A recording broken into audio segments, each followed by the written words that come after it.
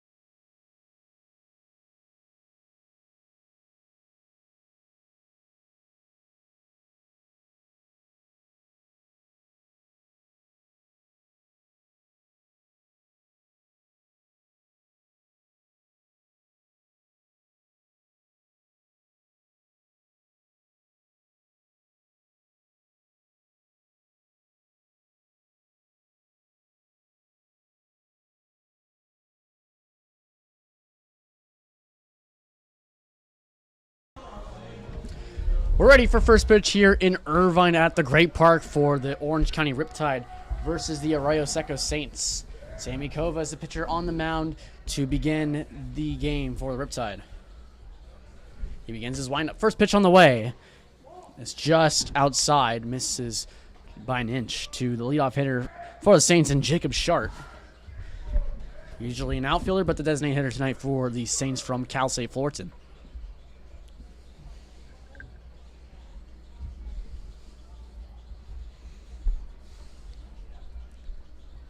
1-0 pitch on the way from Kova. In the dirt, blocked by Senesac. It's 2-0. Missed outside a few times here for Kova, but he's going to work himself back in the count here, see if he can't get ahead in this batter.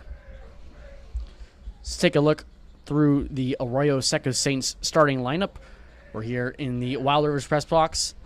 Again, Dylan Luden alongside Johnny Edwards. And Miles Dela-Cusack is our live game producer. 2-0. Off-speed pitch in there for strike one from Kova. Let's take a look at the Saints lineup brought to you by the Chick-fil-A Woodbury Town Center. After a game, head over to Chick-fil-A in Woodbury Town Center where they strive to glorify God and be America's best quick service restaurant at winning and keeping customers. And don't forget, serving you is our pleasure. Sharts right now batting in the box and leading off the things for the Saints as he swings and misses at a curveball for strike two. Easton Elliott's batting second and playing left field. Alex Burge batting third, playing catcher. Joey Craig, the right fielder, is batting cleanup. Joey Donnelly, the first baseman, bats fifth.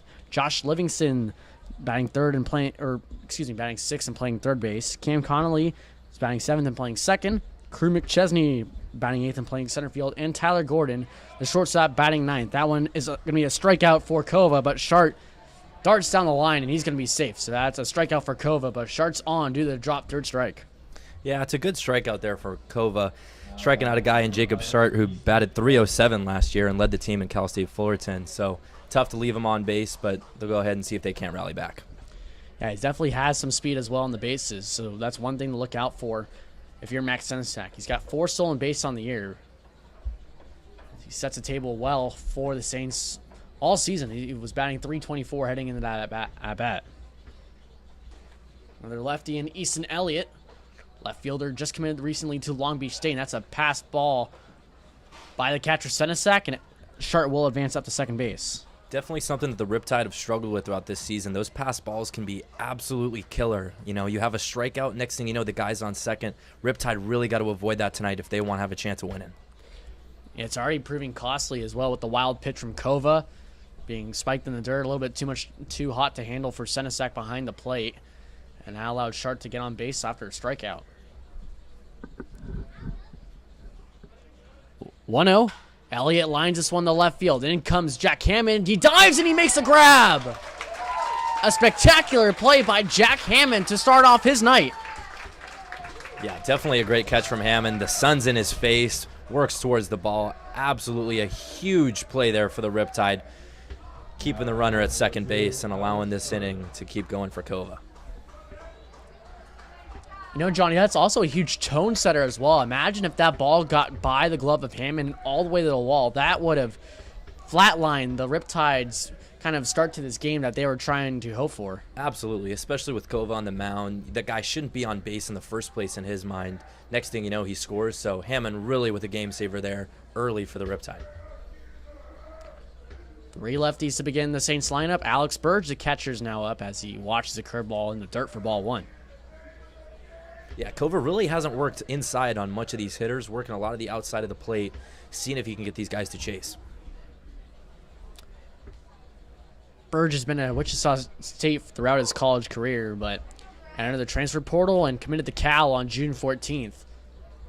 He's from Kansas, so making the big move out west.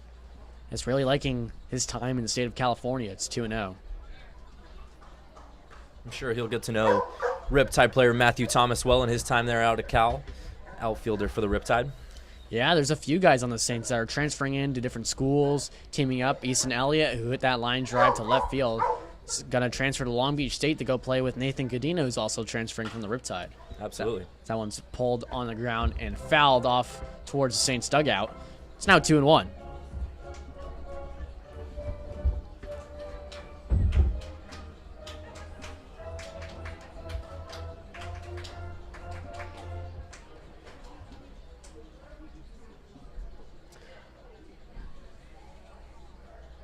Burge is one of the 7 Saints that was selected to the CCL Showcase game, which was played on Wednesday at the MLB Youth Academy in Compton.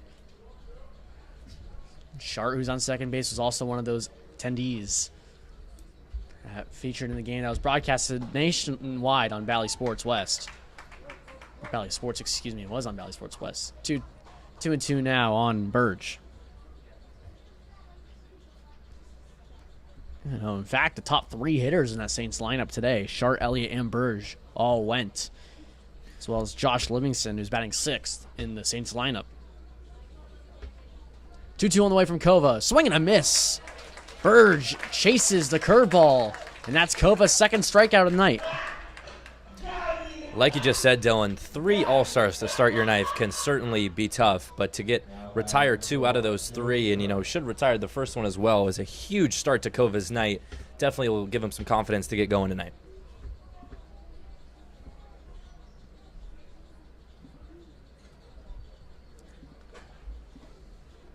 So now Joey Craig, the first right-handed batter in the Saints lineup, to face the lefty in Kova.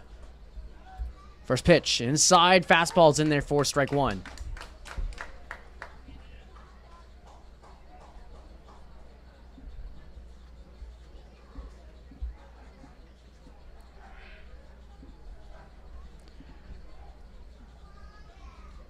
Craig is an Omaha, Nebraska native. Played his first 2 years at Glendale Community College in Arizona before transferring to the University of Houston. Craig flies this one out to right field. Looks like Michael Diaz is back, and he has this one handled for out number 3. Sammy Kova, pretty dominant start for him on the mound, striking out 2 Saints batters to begin his night. We're heading into the bottom of the first inning. We're still scoreless here in Irvine.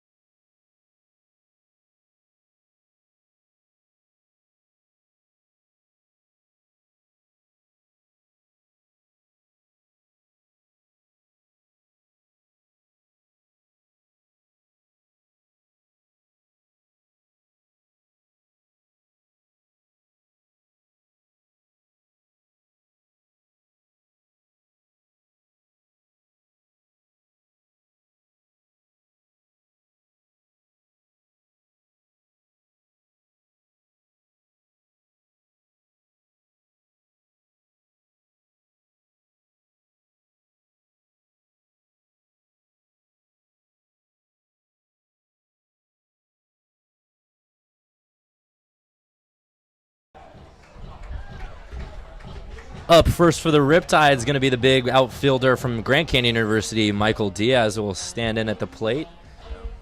First to take on the Saints pitcher tonight. The Saints have trotted out Carter Herrera tonight, their right-handed pitcher. So Herrera takes that one, or excuse me, Diaz takes that one outside for ball 1. Herrera, one of the 7 selections for the Saints in that showcase game, after returning to the Saints from last season. A bit high for Diaz's liking, and it's going to be ball 2. Herrera was dominant last season for the Saints, playing in the All-CCL being named to the team, excuse me. Diaz hits this one well to right field. Going back on it is Joey Craig, and he'll make the catch for out number 1.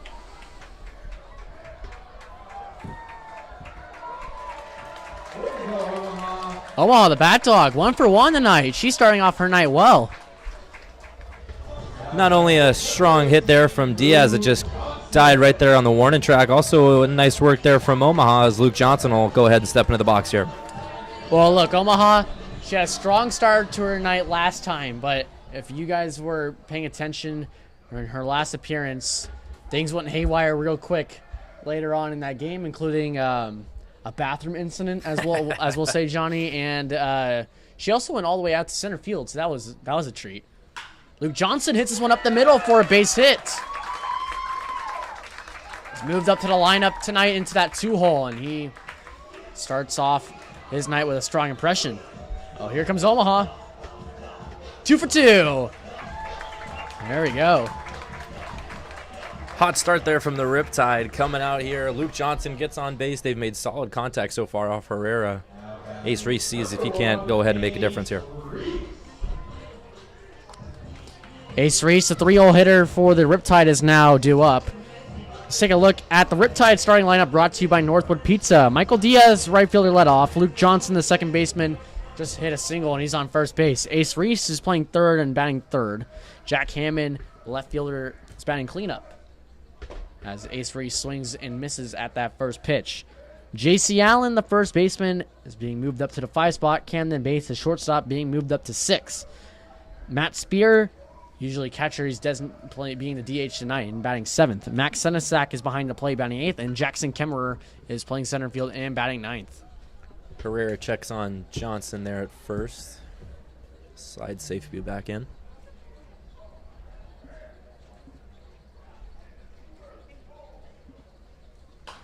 Reese fouls this one off the opposite way. It's 0-2. Reese is a recent commit to Mississippi State in the SEC. Got to discuss with him a little bit what drew him out to Mississippi State. Told him it reminded him a lot of his hometown feel back home in Texas, and really enjoyed the baseball town feel that he got from the coaching staff. 0-2 on the way to Reese is upstairs. Ball 1. Yeah, Reese coming off an excellent freshman year for the University of Houston, where he was named to the All Big 12 freshman team after batting .278 and hitting 7 home runs for Houston. He can play infield, he can play outfield.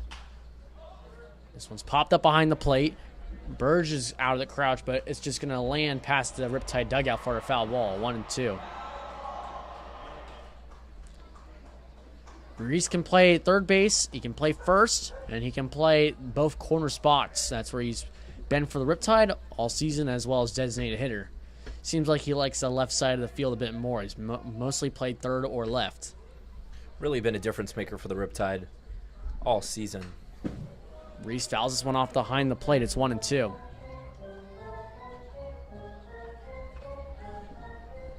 Well, speaking of a difference maker, he's really been their best hitter. He's batting .375 on the year. That's good for 4th in the CCL.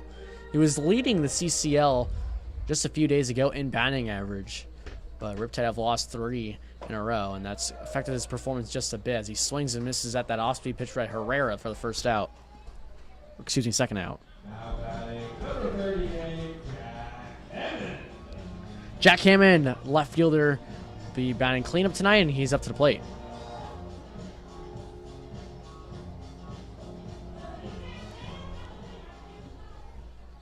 Hammond squaring off against his former team last summer again in the Arroyo Seco Saints as he fouls this one off.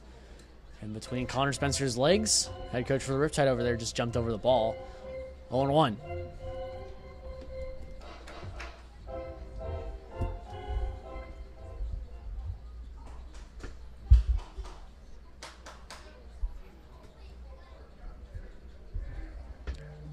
Herrera delivers. 0-1. Hammond again fouls this one off to the pole side. It's now 0-2.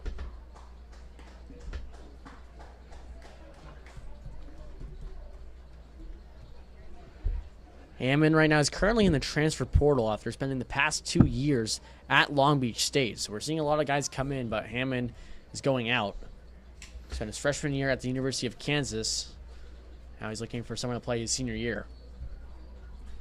Certainly a guy that people would look to have on their team. I know he's drawing some Big 12 interest as he pulls the ball back over to the third base side, but certainly a guy that's a good contributor to any big program. Got the speed, got the power. Certainly a guy looking for a good place to find home.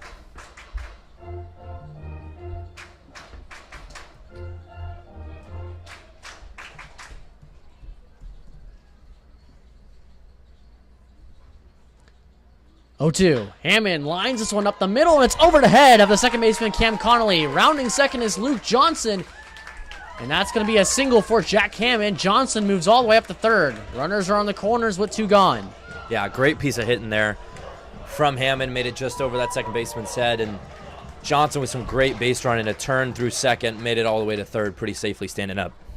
Yeah, that was close. Connolly got all the way up there on that leap, and it just went over the outstretched glove of the second baseman. Now here's a guy who's been really hot at the plate lately in J.C. Allen.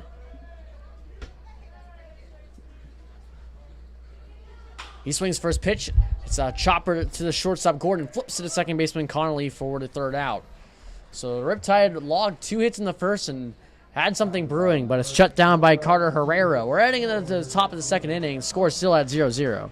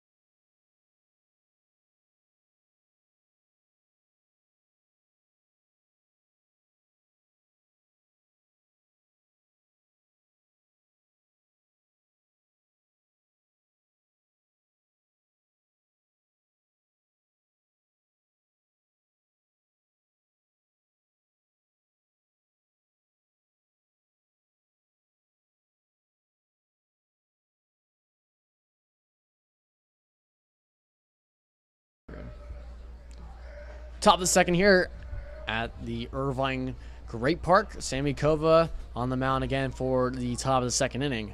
And facing another lefty in Joey Donnelly as he takes strike 1.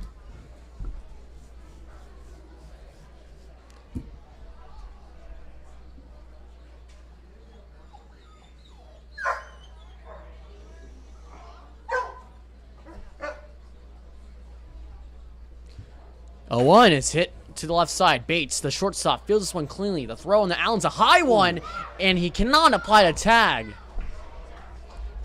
Donnelly's on due to a throwing error by the shortstop Bates. And now Kova's got another situation for himself to deal with.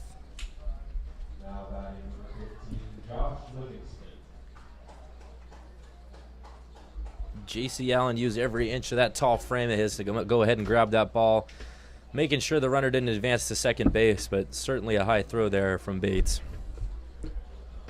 Well, Kova, same thing as the first inning. He dropped an excellent pitch, and what should have been out. So almost the exact same situation, a little bit of a different outcome, but Kova worked himself out of that first runner in the inning. He'll look to do the same here in the second as Josh Livingston takes a curveball in the dirt for ball 1. Livingston, like we mentioned back in the first, he's one of those CCL Showcase game players for the Saints. He's got big-time pop. He had 11 home runs last year for Wichita State. Kova looking back Donnelly. He delivers. Change up in the dirt for ball 1.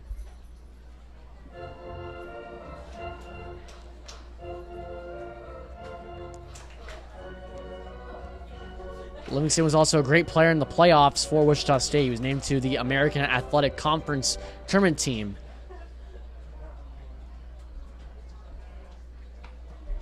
He was originally from Crowder Community College and then transferred to Wichita State last season.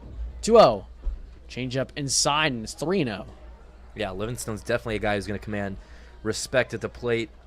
Has had some great games for Wichita. I mean, anytime you bat in 7 runs against a team like East Carolina, you have to respect that guy. Definitely someone to keep your eye on as this game continues to wear on, as this is a guy you're going to want to avoid the big-time plays from. Yeah, he slugged .734 in the regular season for Wichita State. So impressive. Kova pumps in a fastball down the middle for strike 1, 3-1. Yeah, surprised he only started in 20 games, had 79 at-bats, but he made the most of that opportunity, and I'm sure he's going to be a full-time starter for Wichita State next season. Would certainly agree.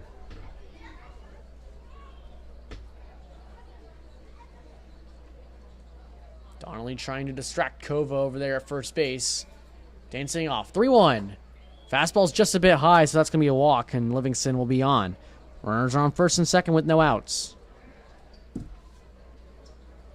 Kova is definitely one of those guys that described as his teammates, a calm, cool, collected guy. Had a smile on his face all pregame, so he's worked through a little bit of adversity here, but certainly making sure to get some productive outs, keep the Riptide well within this game.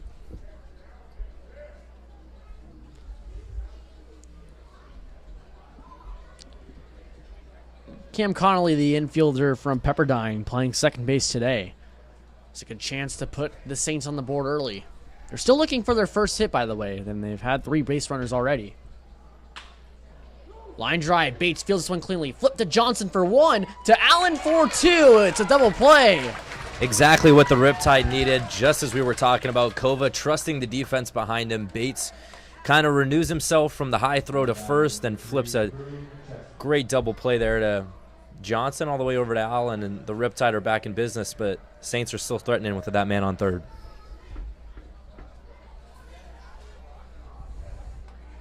Looks like that's head coach Aaron Malam over there at third base. He's going to relay some information to his center fielder, Crew McChesney, about the left-handed pitcher and Sammy Kova. I wonder what they're talking about here. Potentially a suicide squeeze or a drag bunt is my guess. But once again, I've always guessed, and I could be wrong. I'm wrong a lot of the time, Johnny. Not always right. Well, McChesney seems to be nodding his head like he understands the assignment here, but I'm very curious to see what happens here. Certainly would hope it's something closer to a drag bunt or a suicide squeeze rather than Kova tipping any sort of pitches or anything like that, which is always a question once we get into the gamesmanship between these two teams that have played themselves pretty hotly contested games the last few times they've squared off. Yeah, good rivals here. They were also rivals last season. Well, the Saints beat the Riptide, to make it into the CCL championship game. Riptide lost that one. A low-scoring affair in the CCL South championship game last season. It's a 1-0 contest. Super tightly contested. 1-0. Is grounded to the right side. Johnson was shooting to the left. He still feels this one in the grass. The throw is way off the mark. And that's going to bring home the first run of the game for the Saints. Yeah, Luke Johnson made a great effort to try and field that, looking back into the sun, trying to throw cross body towards the J.C. Allen, the first baseman, but just nothing you can do there. A good effort from Johnson, but just the throw was not on target. Yeah, that was an excellent play. Just the fact that he got a glove on that one just showed off his range there. He was shaded up the middle, which is honestly surprising considering that McChesney was a lefty. I'd figured you'd want to play him more pull. But Johnson was able to field this one cleanly. He had to throw across his body, which is a hard thing to do. He couldn't make the throw. So McChesney's now on second base. First run of the game has come home to score for the Saints. Unearned run for Kova. Fastball paints the black away for strike one on Tyler Gordon, who's a 9-hole hitter for the Saints. Yeah, Gordon showed bunt, but pulled back there at the very end. Interested to see what his approach is here. Still no hits allowed by Kova. And we're almost through the Saints lineup. Through 2 innings. 0-1. Outside just misses. Not sure where that was, but it's 1-1. Yeah, Senesek really tried to show the umpire there was a strike, but just not quite going for it. Yeah, it looked like it was in the same location as that first pitch, but Kova switched his speeds on that one. It was an off-speed pitch. It might have fooled home plate umpire Chris Maher behind home plate. 1-1 by Kova. Curveball gets Gordon swinging in the dirt for strike 2.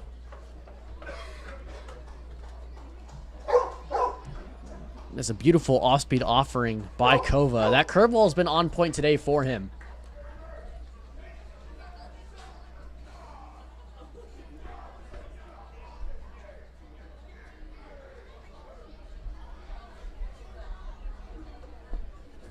Kova looks back to runner at second. 1-2. Swing and a miss by Gordon. Kova notches his 3rd strikeout to end the inning.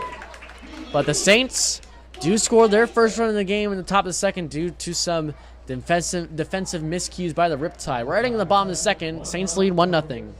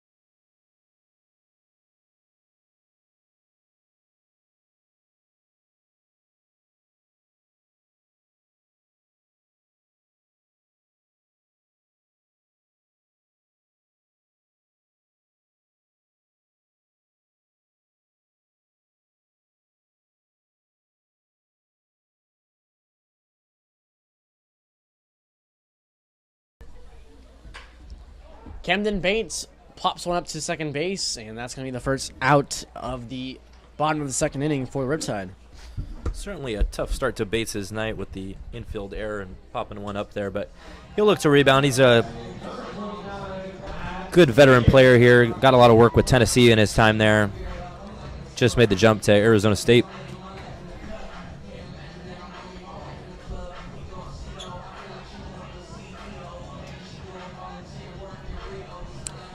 Matt Spear, the designated hitter, is up now for the Riptide. He'll be heading to Michigan for his grad season. Yeah, Matt Spear, definitely a quiet guy in the dugout, but certainly commands a lot of respect out of these Riptide players as he takes that first pitch for a strike. Told me making the move to Michigan was just the best move for him, not only in his career for baseball and getting him to the next level, but also as he looks towards life after baseball. He's getting a certificate from the University of Michigan in real estate development, as he told me that's his passion once his playing career is over. Spear misses at that off-speed offering from Herrera. It's 0-2. I feel like that's a great kind of profession to go into, real estate. Certainly a guy with a lot of personality when he does speak. He swings and misses at that curveball there. That's a strikeout for Spear. I think he'll be successful in that.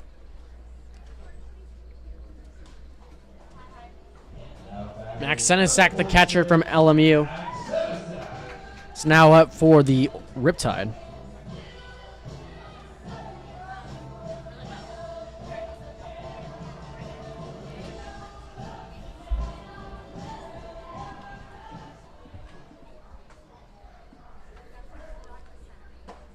First pitch from Herrera into Senesac is a strike, 0-1.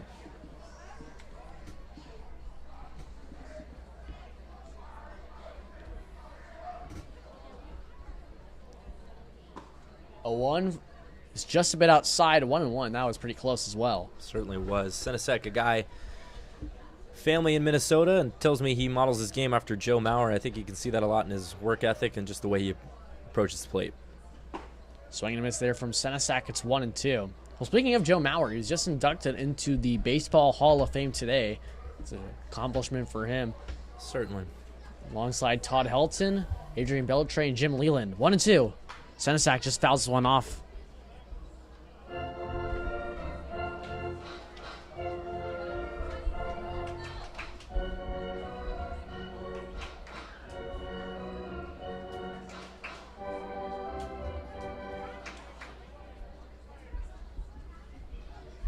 Senesac reaches for the curveball, and that's strike 3. Herrera picks up 2 strikeouts in the bottom of the second inning, and he's setting the tone right now on the mound for the Saints. We're heading into the third. Saints lead 1-0.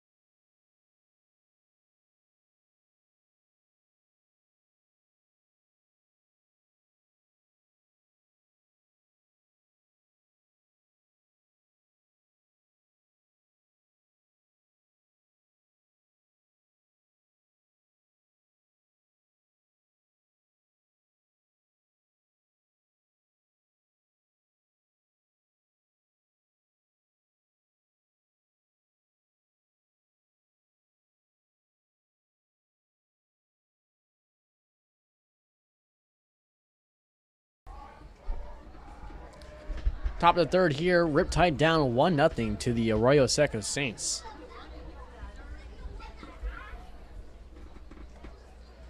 Sammy Kova, first pitch on the way to the leadoff hitter for the Saints, is in there for strike 1. Shart offers up at the curveball. Yeah, Kova's a guy who can definitely be dominant on the mound. High school teammates with Luke Johnson at Santa Margarita. Told me he tossed a complete game shutout almost every single time in high school. So he's certainly got that energy in him. Riptide need it tonight.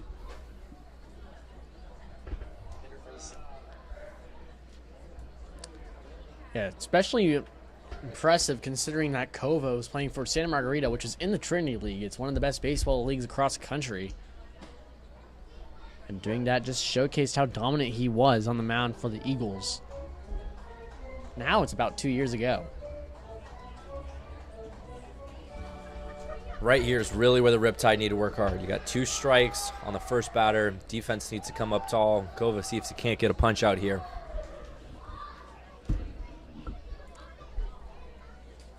One, two. Swing and a miss by Shark. Curveball in the dirt. Tagged by Senesac for the first out of the third. Big play as well from Max Senesac. Not letting that ball get too far away from him. Togging out Shark, the leadoff man for the Saints. keeping the bases clean.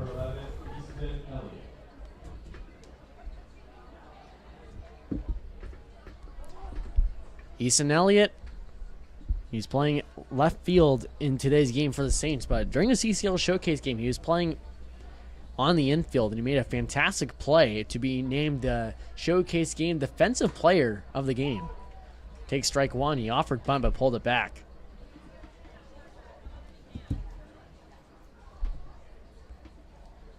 I was actually at the CCL Showcase game, and I got the chance to interview Easton Elliott after and ask him about the play and about how excited he is to go to Long Beach State. I mean, he's not from California. He's from Kansas. Spent time at Oral Roberts and Johnson County Community College. So, again, another one of those players really liking California, deciding to stay in Southern California at Long Beach State and play for their new head coach in TJ Bruce, who was a former dirtbag. I'm sure the move from Tulsa, Oklahoma to sweet and sunny Long Beach is well liked by Elliott. Yeah, he's really liking the beaches from what he's told me. Swing and a miss by Elliott. Second straight strikeout for Kova. Excuse me, third, considering that he struck out the 9-hole hitter Gordon last inning. So he's on a roll right now for the second out. Kova is certainly finding his zone, and the Riptide are certainly happy with it. Kova looking dominant as this inning continues to trudge on. Yeah, we're in treat for another pitcher's duel. It just seems like between Herrera and Kova. They've both logged at least 3 strikeouts so far. Herrera waiting to go for his bottom of the third. He's got 3. Kova now has 4.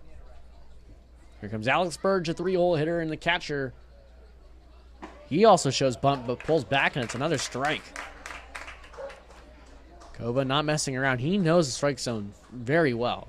He's a guy that won't walk a lot of batters, and he'll attack hitters. Yeah, this is definitely where the coaching staff talked about Kova will find success tonight. He's a guy who's going to hammer the strike zone, get these hitters out in a hurry. 0-1. Curveball spiked. That's a good block by Senesac. 1-1.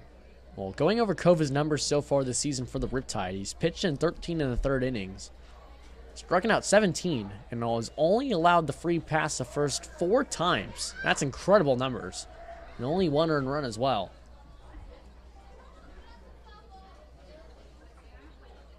Kova exhales, takes a deep breath. 1-1. Burge lines one up the middle, and it's into the glove of Camden Bates for out number 3.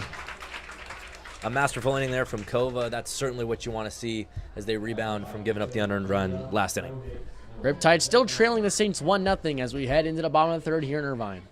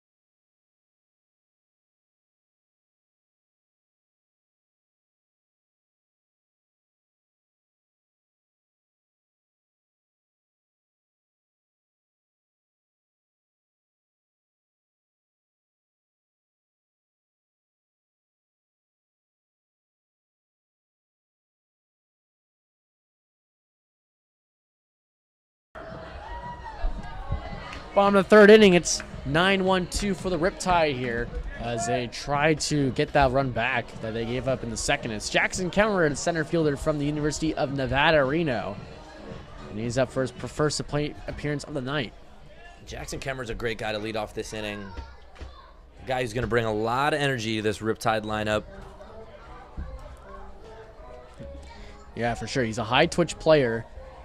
extremely fast, and he's got a strong arm out in the infield, but right now he's kind of working through some things at the plate. So he takes an off-speed offering from Herrera in there for strike 2.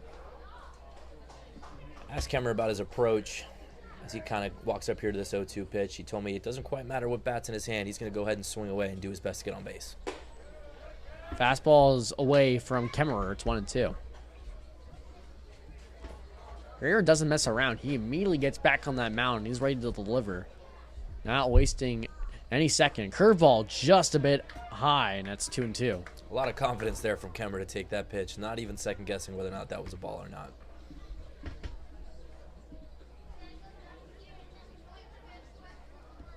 Two, swing and a miss by Kemmerer down on Uncle Charlie, and that's the first out of the inning. Number 24, Michael Diaz. 3 straight strikeouts now for Carter Herrera on the mound, and he'll face the leadoff hitter in the Riptide in Michael Diaz. Like you said, though, Dylan, Carter Herrera is already on the mound staring down Michael Diaz. He's ready to pitch. First pitch is a changeup away for strike 1.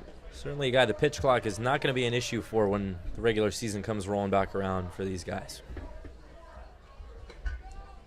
0-1. Diaz lines this one on the ground. It's going to go foul, 0-2. Well, Herrera, we mentioned last season, he was named to the All-CCL team, and this year he was named to the Showcase team. Last year for Arroyo Seco was their ace. Pitched 36 innings, 35 strikeouts, 8 walks, and a 2 ERA. 0-2. Swing and a miss by Diaz. Herrera gets him chasing away for the second out. 4 straight strikeouts now for Herrera. Herrera's making quick work of the Riptide. I really think the Riptide may have to start thinking about stepping out a little bit more, taking their time to step up into the box. Herrera is just mowing through these guys. I think not only for their own sake, but also for Sammy Kova, a little bit more time in between offense and defense for the Riptide could certainly go a long way. First pitch to Luke Johnson. It's in there for strike 1. He's really pumping in that fastball well. But this is one of the guys that got a base hit off him in his first go-around. Johnson lined one up the middle for a first hit of the game for either squad. And again, he hits it up the middle, but this one's snagged by Herrera. He'll run it the first, and that's a soft underhand toss that just gets Luke Johnson for round number 3. I want to play by Herrera to end the inning. We're heading into the 4th. Riptide still scoreless, and they're off the board. It's 1-0 Saints.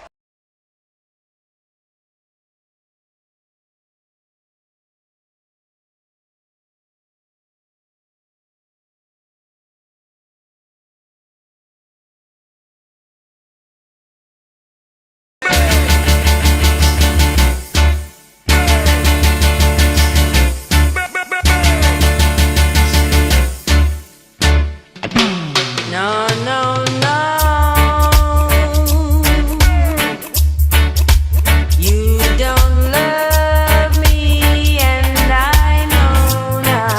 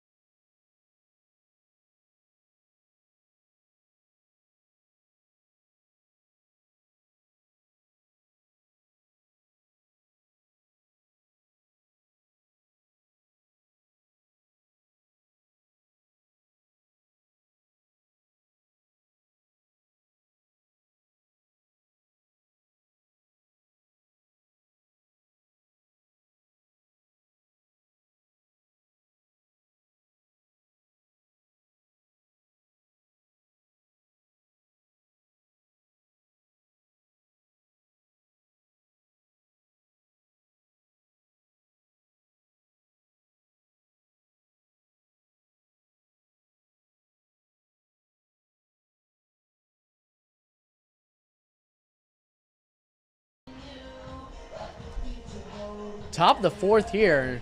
It's only been 40 minutes, each minute averaging 10 innings. This has been a quick one so far here at the Great Park between Kova and Carter Herrera. They aren't messing around on the mound. Both of them have had their A-plus stuff tonight. Kova will be facing Joey Craig, the cleanup hitter for the Saints, to begin this inning.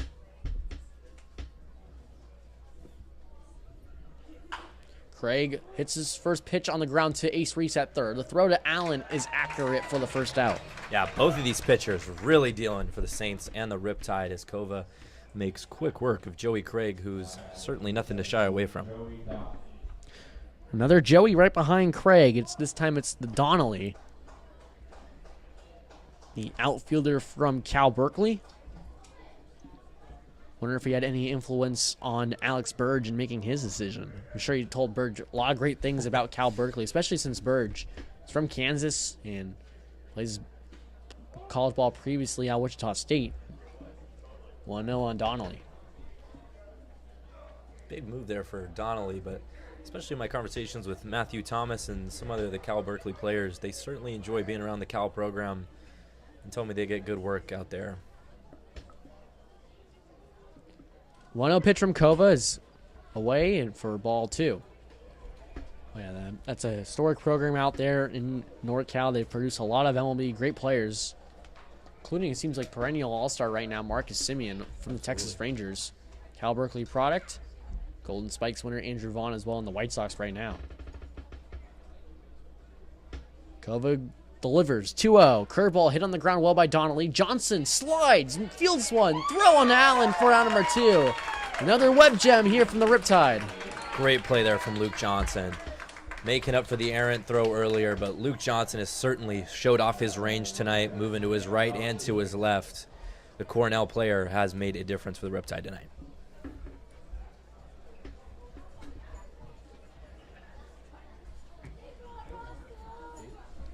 From 2 Joeys and now a Josh, and Josh Livingston, who was teammates with Burge last year at Wichita State. They both came here to the Saints looking for a new experience. Offbeat in there from Kova, 4-strike-1. Now, Livingston also is not from California. He's from Prosper, Texas. Went to Rock Hill High School before going to Crowder Community College and then to Wichita State. Prosper's a nice area. Know it well being out there in Waco, but certainly a good town to be from, good people, and some nice hospitality. Curveball in the dirt there from Kova. It's 1-1. I think Kova's really going to need to attack the zone. Getting a hot start on this hitter tonight, starting off that count 0-1 is really going to be a big difference as this game continues to move on for Kova. A miss outside there for ball 1. We'll want to continue attacking that zone, especially on these good Saints hitters. 1-1 to Livingston's another curveball away. It's 2-1. We can see why Wichita State was really wanting Livingston to come play for them, considering his 2023 season at Crowder, where he was a NJCAA third-team All-American and the Region Player of the Year. He slashed 324, 480, 643 with 19 long balls. He also ranked 5th nationally with 58 walks. Impressive stats at Crowder. Livingston hits this one up into the air. Hammond and Reese racing. Hammond is the one that's going to try to make a play on it, but he won't be able to as this one goes out of play for a foul ball. 2-2. Yeah, Livingston's definitely going to be one of those hard outs on this Saints roster. As you can tell, 58 walks is going to be impressive. He has that plate discipline. Not going to be one who's going to chase a lot of pitches. We did walk back in the second inning. He does lead, or excuse me, he's third on the team in walks with 15. 2-2 on the way from Kova. Another curveball in the dirt. It's 3-2. I think Livingstone has let all 3 of those curveballs go. Yeah, that's been Kova's put away pitch tonight, especially on those lefties. It seems like Livingston is reading that curveball well. Certainly. So we'll see what pitch Kova goes here on a full count.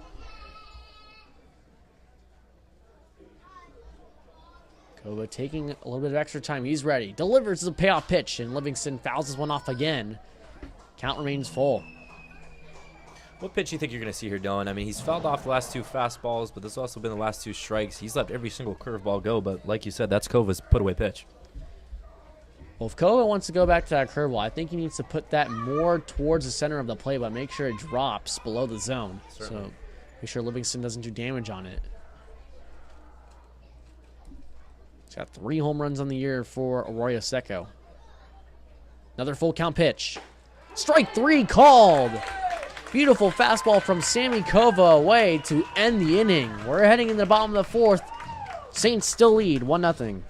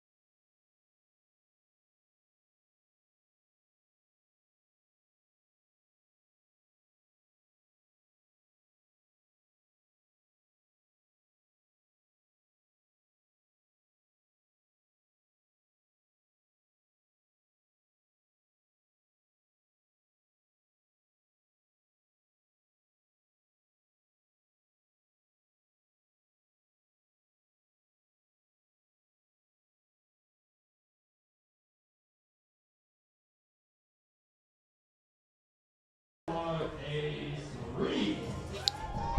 3-4-5 for the Riptide to begin the bottom of the fourth inning.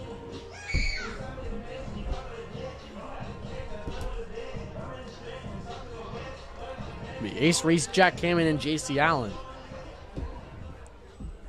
Herrera's ready. First pitch is a changeup high in there for strike one.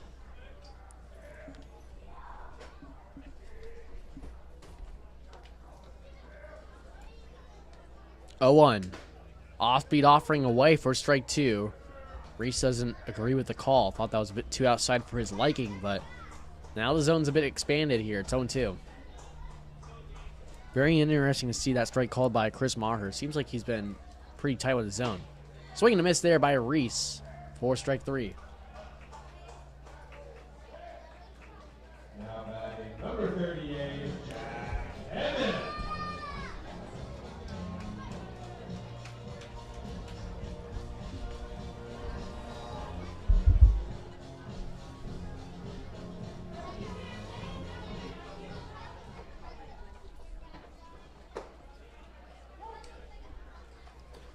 Strike one called on Jack Hammond to begin his at-bat. He singled back in the first and was later stranded at third. Read that curveball well, but just fouled it off. 0-2. This is another common theme you're seeing with Herrera's innings. He's getting ahead of these Riptide hitters. He's really making them work from an 0-2 count. Herrera, right-hander at Cal State San Bernardino. He was previously at Cal State Fullerton, though. 0-2. Hammond just fouls this one and puts it into play, actually. It was a check swing, and Herrera, it's an easy out for him. 2 gone.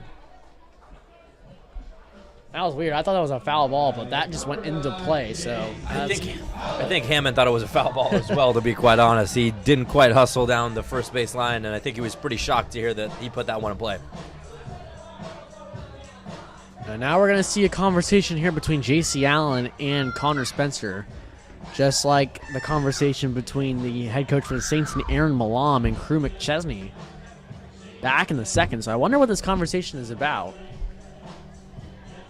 These two managers playing mind games with each other's teams right now. As the sun starts to set here in Irvine and the lights come on, I wouldn't be surprised to hear if J.C. Allen was being told to take a little bit more time, really see these pitches in. Herrera is definitely hurting these Riptide hitters more than I've seen most this season.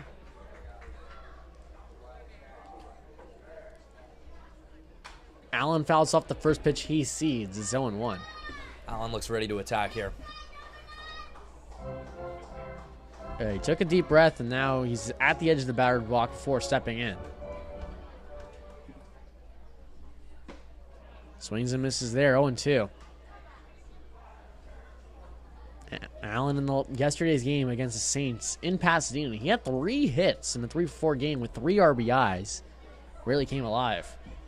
0-2 on the way from Herrera. Strike 3 call. Nice change up there from Herrera to end the 4th. Another 1-2-3 inning for Carter Herrera, his 3rd straight. As we're ending the 5th inning, score is still 1-0 Saints.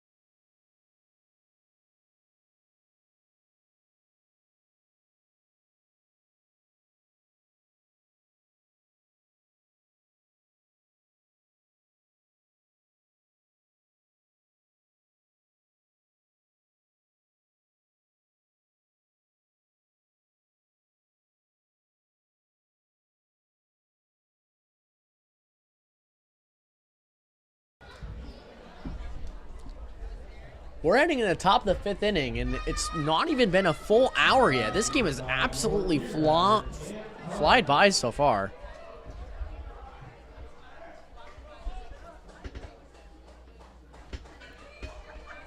Thanks in all part to a pitching duel between Carter Herrera and Sammy Kova. First swing by Cam Connolly is going to go foul, 0-1. Riptide are still the Saints actually are still searching for their first hit of the game. I kid you not. No hits, and they are winning right now 1-0.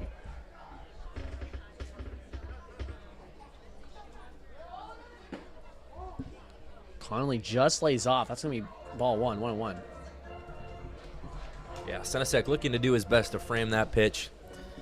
The umpire not so fooled.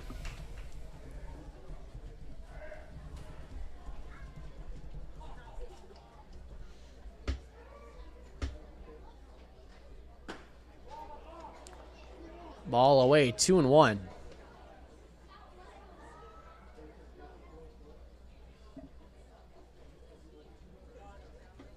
You know, in Major League history, 6 times a team has won a game without recording a hit in the whole history of Major League Baseball. Just crazy to think about. That's inside 3-1. You know, the last time it actually happened, it wasn't that long ago. It was May 15th, 2022. Well, the Pirates beat the Reds 1-0, like it is right now, with walks and a fielder's choice and a sacrifice fly. Before that, you have to go all the way back to 1967. Certainly a tough part of history to be a part of, and I think Kova would like to avoid that tonight. 3-1. That's inside, and that's going to be a walk for Cam Connolly. The second of the game allowed by Kova. Conley certainly lucky not to get hit by that inside fastball from Kova. Well, if you just heard a few barks, that is right. There are dogs here at the Orange County Great Park. It's Bark in the Park night. They already had it in the past, just a few weeks ago, and it was so successful that the Riptide wanted to bring it back tonight, especially with Omaha the Bat Dog kind of being the leader of all the canines here in attendance. Offering pup cups as well for free for any dog in attendance. It's not the Starbucks pup cup, it's treats in a cup. That's going to be a curveball down to Crew McChesney for ball 1.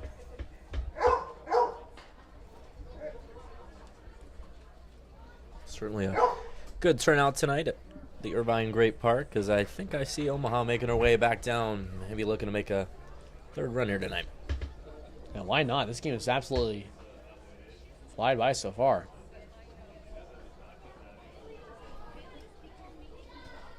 Nice curveball in there from Kova in there for strike one on the lefty McChesney.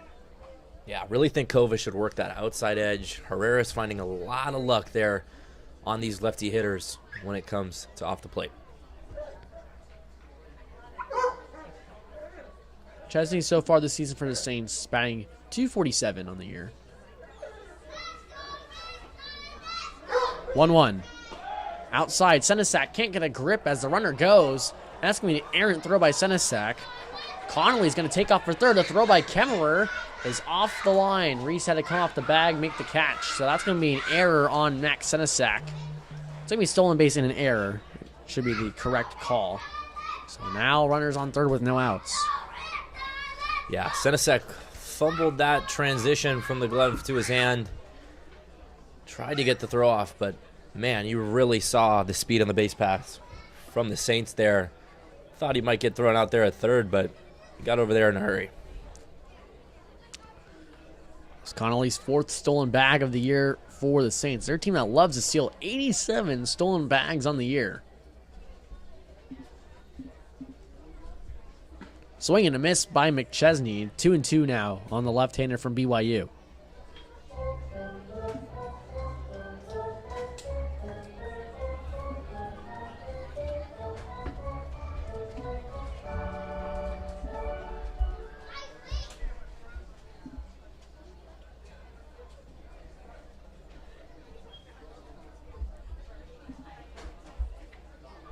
Two. Fastball away, just misses outside, and now it's a full count on McChesney. Well, going back to the Saints' stolen base numbers, they just logged their 88th team stolen base, and that's by far the most in the CCL, ahead of the Santa Barbara Foresters. Full count pitch from Kova. Curveball swung on by McChesney. The runner stays put at home. Allen has to do a banana turn to tag McChesney. Great job by Allen looking back Connolly, and that's the first out of the fifth.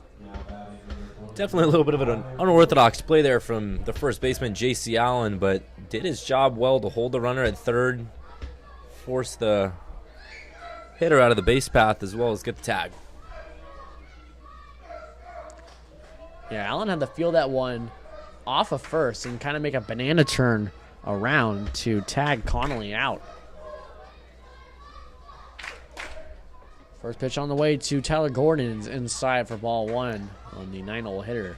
Good snag there by Senesac, who I'm not sure was expecting that pitch to be so inside, but this is where the Riptide need to come up big on stopping those pass balls and wild pitches. Can really be the difference in a game like this tonight. 1-0. That's going to hit Gordon on the elbow guard, so he'll be on first base due to a hit by pitch. So runners are on the corners here with one out. Yeah, definitely not the pitch Kova was looking to throw, but quite frankly, you'd probably rather have it hit him, allow him to get to first with the double play ball in the case than that be a wild pitch. And you never know, with all that speed at the third base side, might have given up a run there if that does end up hitting him.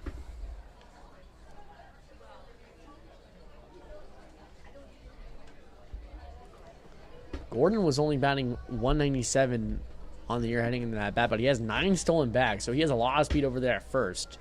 Riptide already have a double play tonight. See if they can get another one. And they might. Ground ball up the middle. Johnson flips the baits for one to first, and that's another double play. That's the reverse broadcaster's jinx right there, Johnny, and the Riptide are out of the jam. We're heading in the bottom of the 5th inning. The Saints are still up 1-0.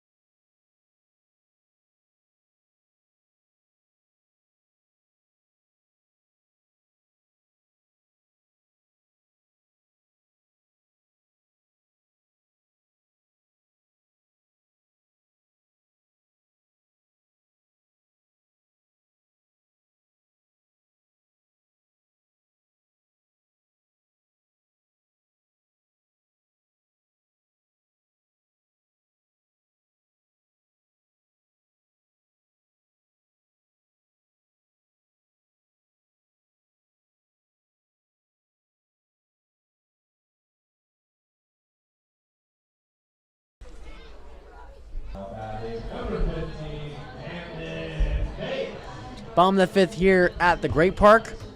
Saints still lead 1-0, and it's Camden Bates, the shortstop, up from Arizona State. Second time that we're saying that. Last home game was the first game that he was officially a Sun Devil after committing. He played his freshman year at the University of Tennessee, winning a national championship for the Bulls. Yeah, nice little notch in the belt of Bates.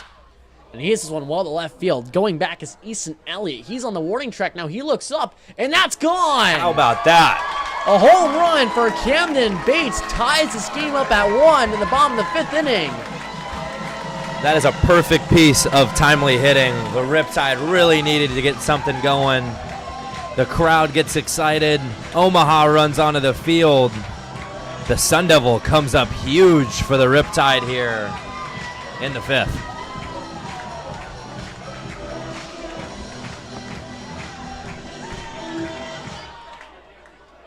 And Omaha is a bit confused by all the excitement on the field. She's now just grabbing the bat while having trouble gripping it. There she goes.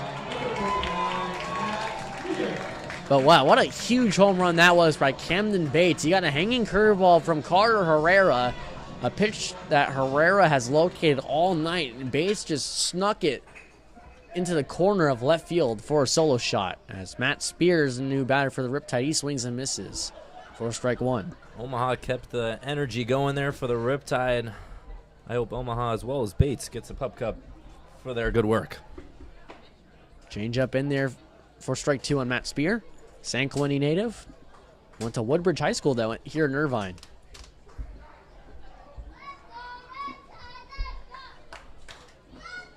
Oh-2 from Herrera. Spear fouls one off to the left side. Still 0-2. So that was the third hit of the game for the Riptide. They even it up.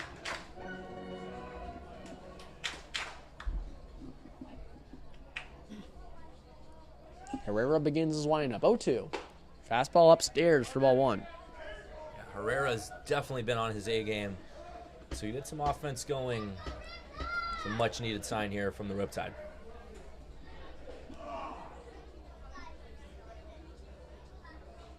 One, two.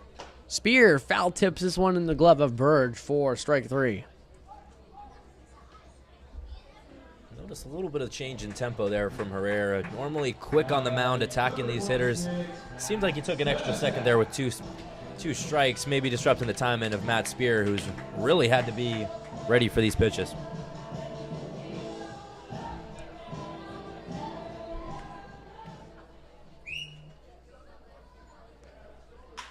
Senesac hits this one the opposite way, but that just sneaks foul. 0-1 on the catcher from LMU. Yeah, Senesek, the catcher from LMU, has really been one of the big faces for the Riptide this year. Looking to keep it going here.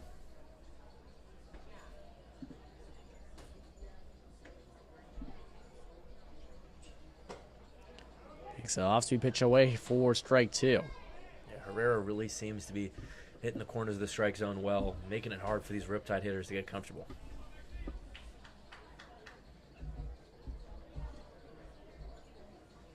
Senesac just gets a bit of that one. It's now, remains at 0-2. Landed back onto the concourse here. Here the concession stand. Here at the Great Park.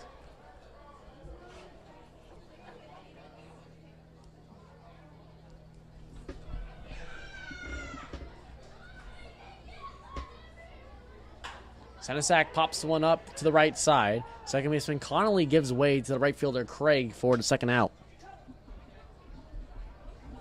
Omaha taking off with some speed. There you go, Omaha, another bat retrieval. She has not missed today. Johnny, Omaha has come a long way from the start of the year. Yeah, she's definitely put in the work. She's worked with the trainer in between her appearances, and it is certainly paying off. Had a little bit of, like we talked about, a stint of running into center field.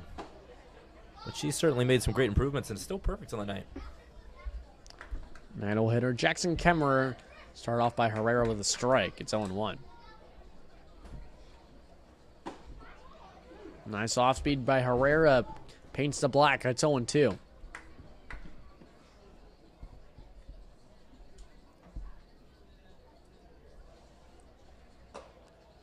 Herrera tries going more away, but doesn't get a chase. It's 1-2 now on Kemmerer.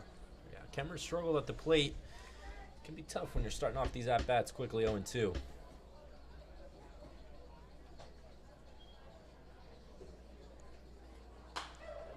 Kemmerer skies one behind home plate, and that's going to go into the parking lot. Johnny, I hope that doesn't hit our cars. I certainly hope so. Every time I see one of those go back, I'm starting to think I need to park farther and farther away. Well, the thing is, you drive a 4Runner, and I drive a Focus, and the 4Runner is closer to the Great Park, so that one's shielding my car a little bit. Ooh, 1-2 just misses by Herrera. He thought that was strike 3. He started walking off the mound. Good eye there from Jackson Kemmerer, really trusting his strike zone and knowing that was ball.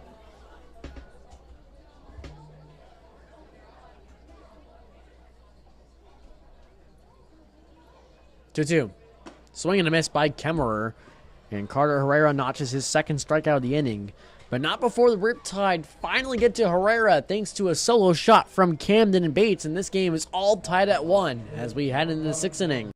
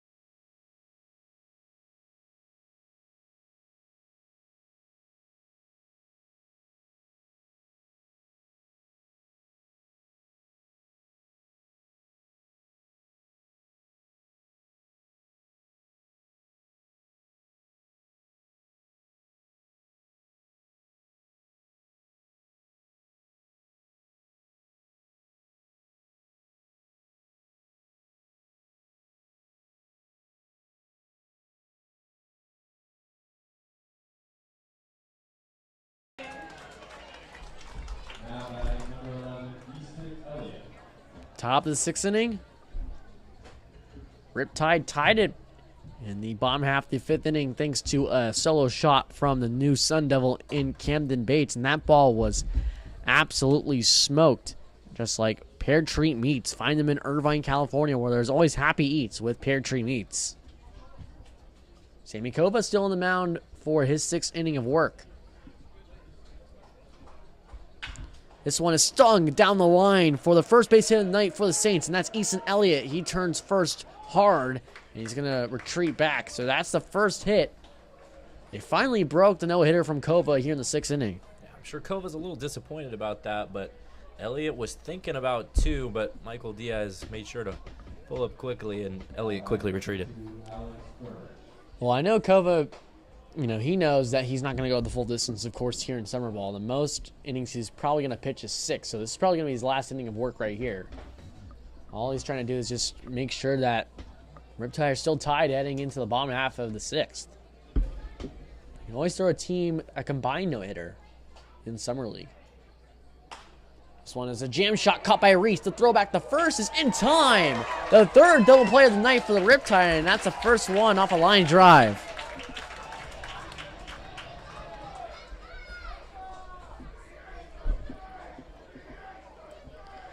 That was an excellent play there by Reese to make sure he caught it before that line drive by Burge didn't hit the ground. Yeah, Reese, the new Bulldog, made sure to catch it cleanly and toss that over to J.C. Allen and just caught Elliott thinking he could get all the way to second and could not get back in time. So a great play there from the hot corner for the Riptide. Well, Burge was jammed on that pitch from Kova, lefty and lefty. And Reese playing right on the grass made the catch. First pitch to right fielder Joey Craig's a bit inside, ball 1. been an impressive pitcher's duel tonight. Kova really wanted to make sure the Riptide are in the best spot, as he will likely retire after this inning. 1-0 from Kova. So fastball popped up into the air. Luke Johnson makes the easy catch to end the inning, and this is the end of Kova's night. What an excellent night for him. 6 innings, no earned runs. He allowed 1 run, a hit, a walk, and a strikeout. An excellent day of work for him. We're heading into the bottom half of the 6th inning. We're tied here at 1.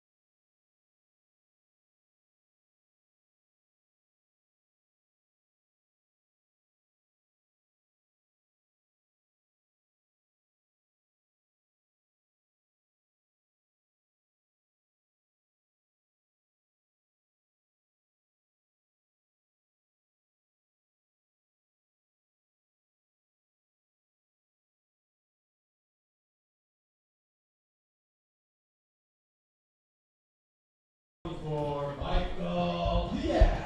Carter Herrera also on for his 6th inning of work. And look, these pitchers have had very equal nights, in all honesty. Herrera going on for his 6th inning of work. He's allowed 3 hits, a run, no walks, and 9 strikeouts on the mound. And he was facing the top of the order in Michael Diaz. Diaz fouls this one off behind home plate. It's 1-1. Yeah, Diaz is really looking to make a big impact at Grand Canyon University next year. Looking to be their full-time DH, with Bo Ankening transferring to be teammates with catcher Max Sinisek, Loyola Marymount. So he's looking to really make a difference for the Lopes as a designated hitter and filling in the outfield. Yeah, he's going to be entering his redshirt senior year, so it's going to be his last year of college ball. He made an impact last year for sure at Grand Canyon, batting .374, hitting 5 home runs as well. Fastball painted away for strike 3. That's a 10th strikeout night for Carter Herrera, and that's the first out of the bottom of the 6th. Yeah, certainly did not like that call. But Herrera has really had a great feel for this umpire's corners and has worked it to his advantage, as you can tell, to a tune of a 10 strikeout night. It's honestly been a really good zone tonight from Chris Maher behind the plate.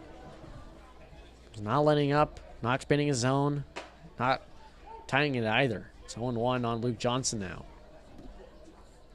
1 for 2 tonight, and a base hit back in the 1st inning.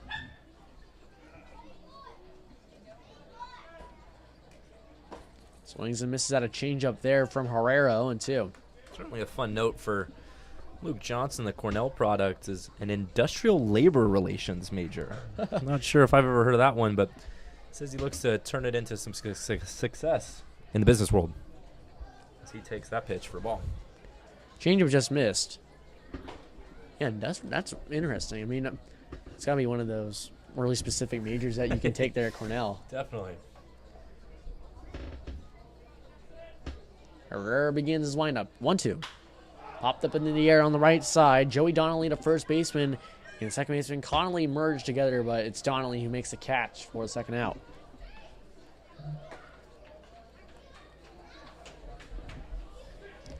And it's Ace Reese, the Riptide's overall best hitter this year. And he struggled tonight, though, against Herrera, over 2 with 2 Ks.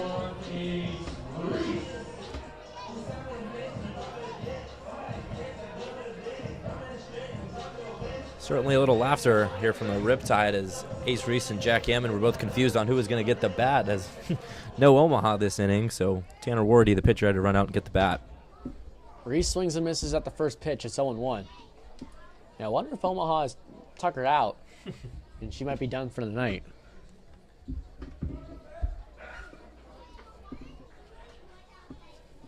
Actually, I see her right now with, I don't know, her sibling, the other dog. As Reese pulls one down the line, and it gets by the glove of Joey Donnelly for a base hit. Reese is going to round first. He's going to head to second as that one bounced off the wall, and he's going to be in there with a stand-up double. Throw's going to get away from the first baseman there, but Ace is content at second base. Certainly a productive AB there, making Herrera's night a little bit longer. You know, if you really want to be a pessimist, you could give that an error on the first baseman Donnelly because he did get a glove to that one, but that ball was stung off the bat of Reese. So usually scorer was going to give it the benefit of a doubt to the hitter if the ball's hit hard like that one. And it seems like the scorers do give that one a double for Ace Reese. Yeah, that was screaming off the bat, and I think Jack Hammond's... Oh, he's going to be intentionally walked here to face Allen. That's interesting. It is a very interesting move, considering that he went 3 for 4 with 3 RBIs against the Saints yesterday. Yeah, J.C. Allen got to feel a little bit of the chip on the shoulder as he walks up to the plate. He struggled so far against Herrera, but certainly looking to have some success here with now 2 men on base here for the Riptide. He did strike down his last at-bat. This will be his 3rd time facing Herrera, and usually the 3rd time facing the order against the pitcher, you're going to have a lot of success in the lineup. Chases a changeup for strike 1, though.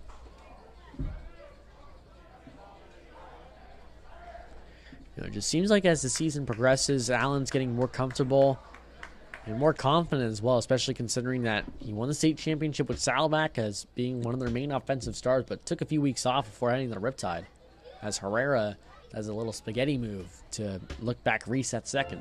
Yeah, J.C. Allen excited about his upcoming season here at UC San Diego. Gonna look to make an impact at first base. 0-1.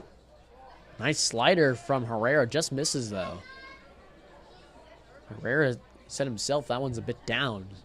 Looks to bring it up, but not too up because Allen can definitely match. He had double-digit home runs at Saddleback last season, hitting 13 specifically.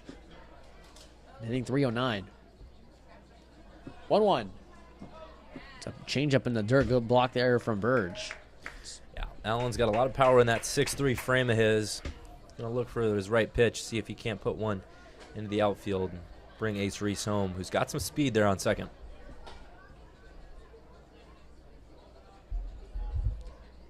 Hammond was intentionally walked. He's on first and Reese on second after a double.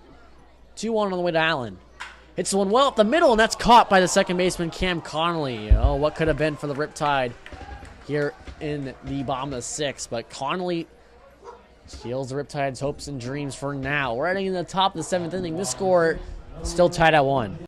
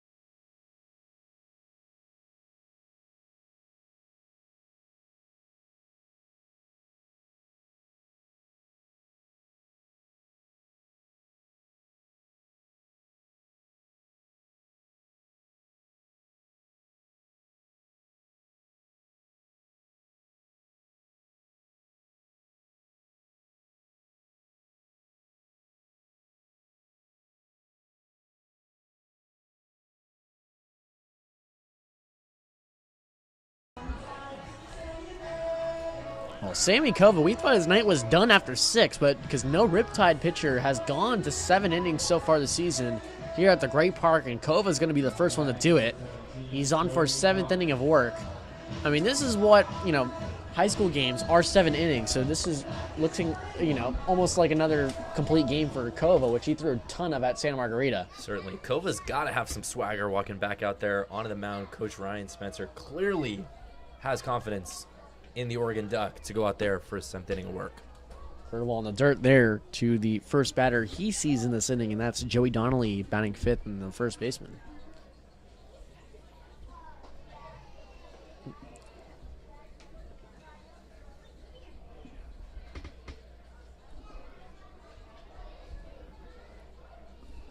One 0. Donnelly's way early on that changeup. It's 1-1. Well, speaking of those complete games, he actually had a pair of them his senior year at Santa Margarita. They won the CIF Division I championship. He went 7-2 with a 1.52 ERA that year. Yeah, talking with his high school teammate Luke Johnson, he certainly said that Sammy Kova was one of those driving factors behind the Eagles' state championship that senior year of high school. Yeah, that team was absolutely stacked. Kova and Luke Johnson, a part of that team, along with many other Division I players.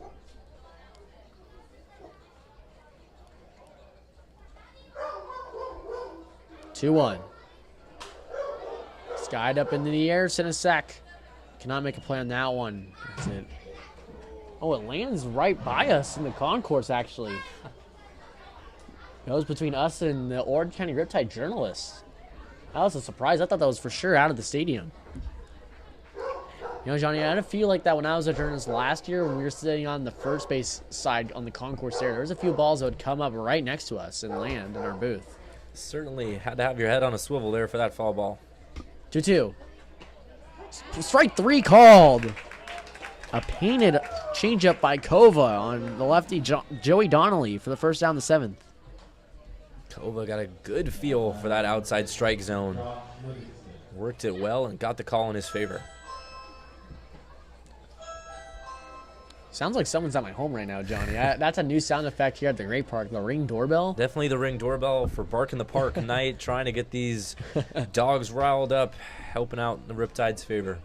I thought that was just a new strikeout sound. I like both, actually, for both purposes. First pitch on the way to Livingston. He pops this one up to shallow left field. Bates turns around, and he makes the catch running backwards for round number 2. That one was definitely in that bloop territory, getting in between the outfielders and the infielders.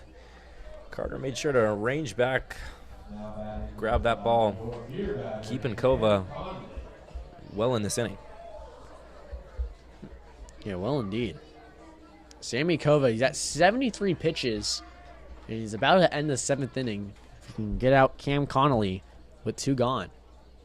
Usually, when the first digit is in the inning you're pitching in, that's how you know you're having a great outing. And he's at 74 now. Certainly. I mean, at Oregon, he never went more than 2 innings last year, so this is certainly one of his longest stretches since that time in high school, and he's having a lot of success here. 1-0 on the way from Kova. Fouled off by Connolly. It's now 1-1. Yeah, I'm sure he's going to factor way more into the Ducks season next year as they move into the Big Ten. A few other Pac-12 schools like USC and UCLA. Certainly will be a lot of traveling for the Ducks this year. Oh, yeah.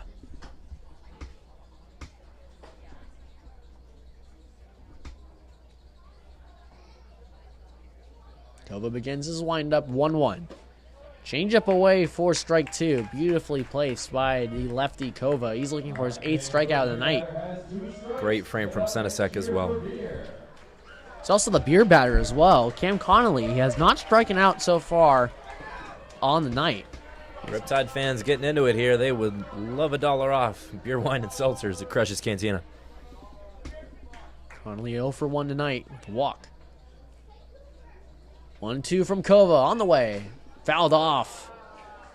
Well, a lot of fans just gasped at that one. They thought that was going to be strike 3, but Senesac, that was too hard for him to handle as it went off his shin pad there, and it's 1-2.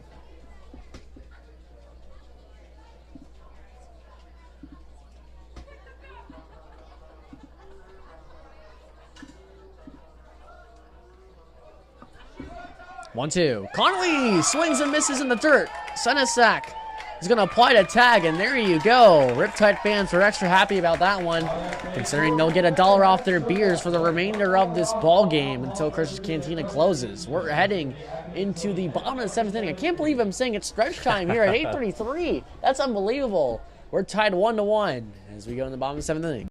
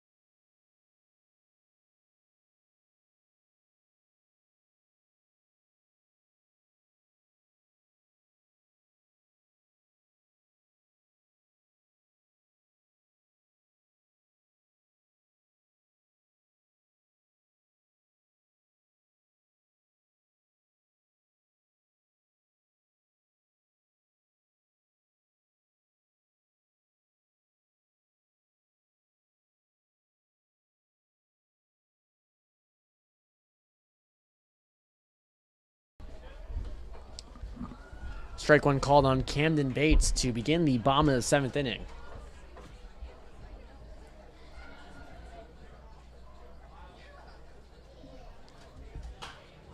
Oh, 0-2 now on Bates, who hit a home run back in the 5th to tie the game at 1. We also have a new pitcher on the mound for the Arroyo Seco Saints. It's Brady Nelson. Called it a bullpen, brought to you by Rayborn. Swing and miss there from Bates. He's down on strikes to begin the night for Nelson. Now batting number 29, Matt Spear.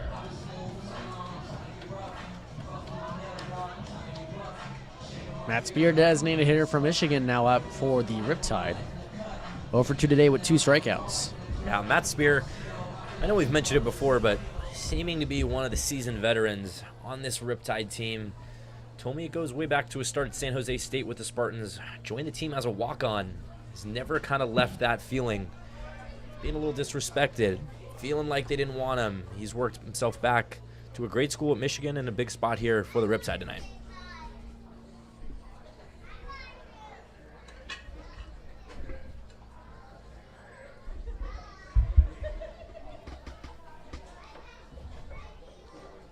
Nelson begins the windup, 0-1. Fastball away, it's now 1-1.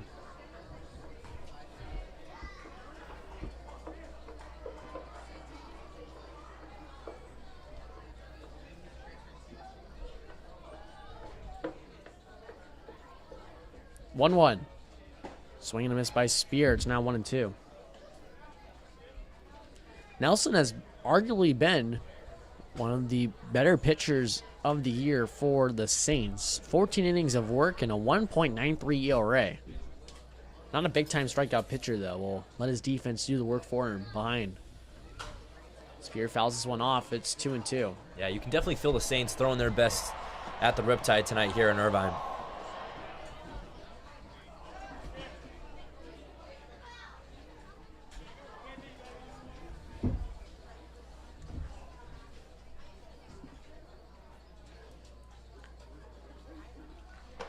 Strike 3 called. Nelson freezes Spear for the second out of the inning. Now batting number 26, Max Senesac.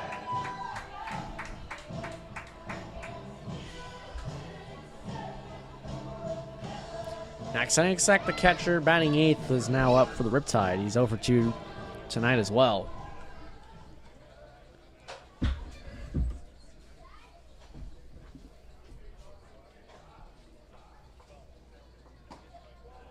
Slider away, just misses there from Brady Nelson. 1-0.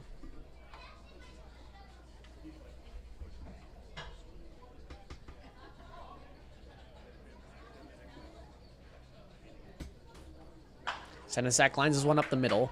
Fielded cleanly by Cam Connolly. Tosses on the first for round number 3. Cam Connolly's been there for the second time, ending an inning with a well-hit ball by the Riptide. Omaha comes out, but she's much more interested in the baseball this time around than the bat. So she's going to hang out, bring that back to Dave. Maybe a little bit different than what Dave was expecting to get in return from Omaha. Well, we've seen worse, so at least that one's okay. But I'm sure the umpire, home plate umpire Chris Maher, won't be too pleased. We're heading into the 8th inning. Scores even at 1 apiece.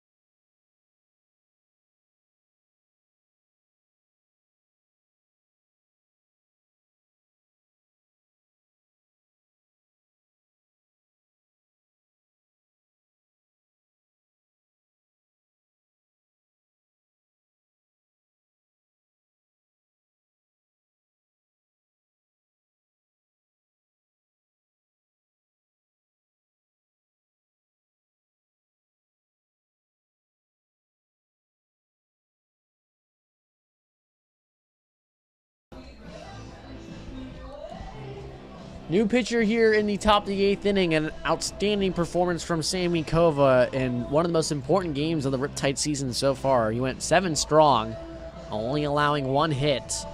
No earned runs. He did allow a run. 1 walk and 8 Ks. He gives way to the left-handed pitcher, Arthur Liu. Yeah, Kova turned in a fantastic appearance tonight. Really painting those corners. Keeping the Riptide well within this heated matchup.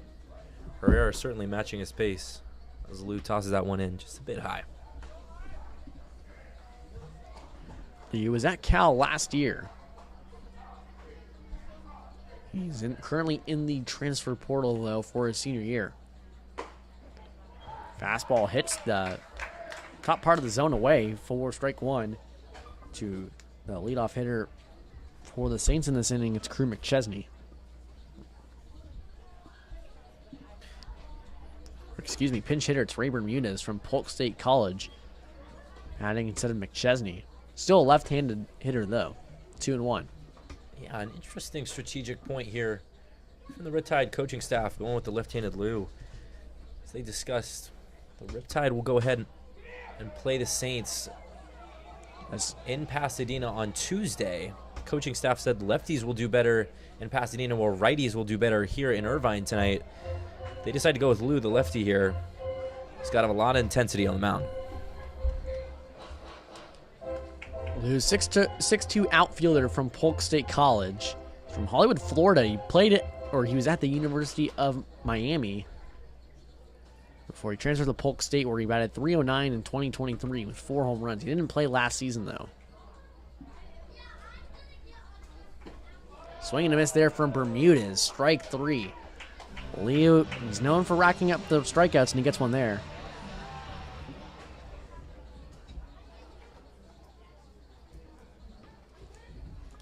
Now batting number 23, Tyler Gordon.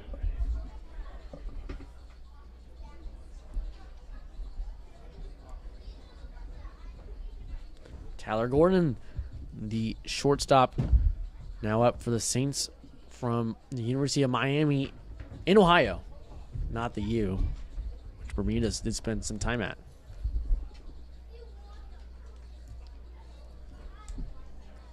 One-0 from Leo. Gordon tomahawks that one, and it's fouled off 1-1. You know where you're getting from Gordon. You're getting a high-contact hitter that can swipe tons of bags, but not a big slugging guy. He only slugged .350 last year for Miami, Ohio, but he hit .294 with a .360 on base. Fastball rises high and inside on the lefty Gordon. It's 2-1. Yeah, Liu's really done a good job attacking these hitters, not giving up the pressure that Cover really kept on the Saints all night. Swing and a miss there by Gordon. It's now 2-2.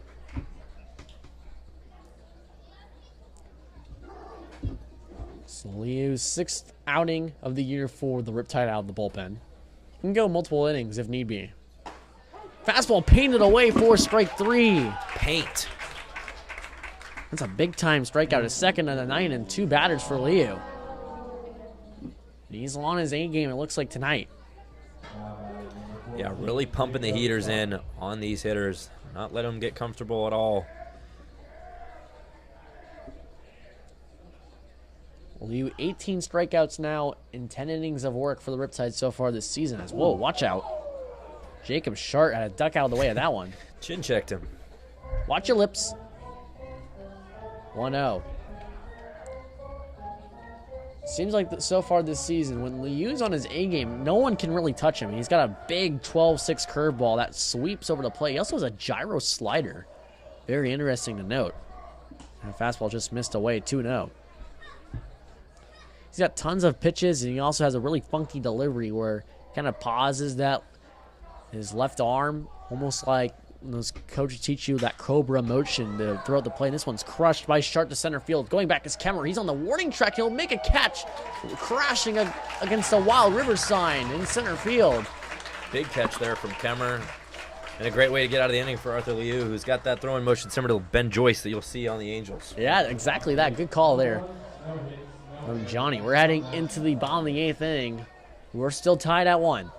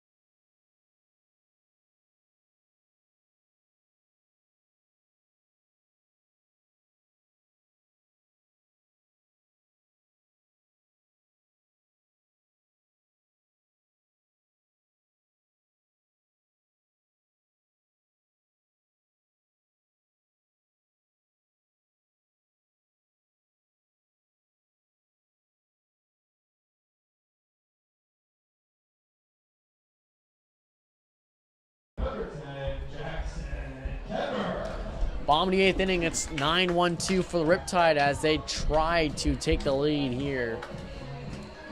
And what could be their last inning at the plate if they are able to score a run. And the Riptide are able to close things out.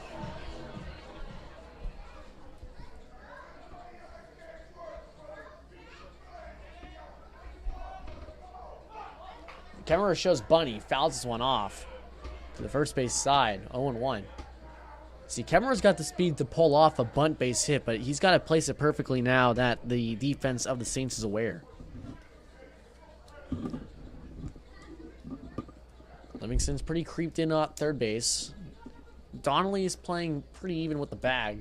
So now he comes in. Kemmer shows, and he pulls back for ball 1.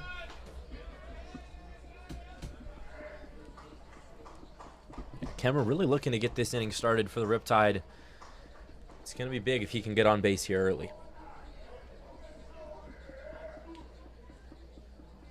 Corners are in. Kemmer shows bunt, and then he pulls back again. It's 2-1. Really messing up Brady Nelson's delivery right now. I think so. Working on his second inning of work against the Riptide. That one definitely came out of his hand. I think he was thinking about the speed of Kemmer. When you're a pitcher, you really just have to deliver it to the plate and let your defense do the work. 2-1. Kemmer squares. He bunts it. Perfectly placed at the speed at which that bunt was dropped. That's going to be an out. Excuse me, it wasn't perfectly placed. It was right in front of the mound to Brady Nelson, but the speed on that bunt was absolutely perfect, though. Yeah, Nelson took his time collecting that one and delivered a perfect strike over to first base. Kemmer certainly made a sprint. Yeah, he's fast. He can get down the line quickly. Actually clocked a 6.36 60-yard dash.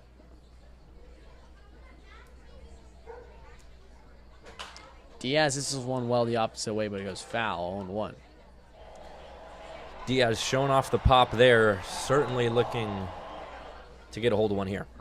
Yeah, going back to that bunt, though, by Kemmer, I feel like the ideal situation would be to bunt it to second base, where it's powerful enough to go by the pitcher, but not powerful enough for the second baseman to really make a play on that one as a curveball drops in there for a strike. But that one was pretty close, especially with Kemmer's speed. He's able to make that one a close play on Brady Nelson. Yeah, there certainly was a moment there where I thought Brady Nelson was taking too much time to collect it, but really delivered a perfect throw there to first. Diaz down 0-2. Nelson delivers. And that's in the dirt, 1-2. Trying to go back to that same spot that he got Diaz on for the second strike. Well, Diaz is 0 for 3 tonight. He's got 2 strikeouts on his ledger as well.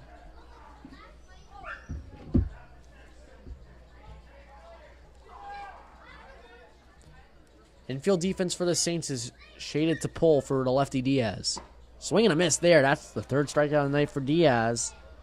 And the 3rd as well for Brady Nelson. Now batting number 18, Luke Johnson. Luke Johnson's 1 for 3 tonight. He's looking to keep the 8th alive here for the Riptide.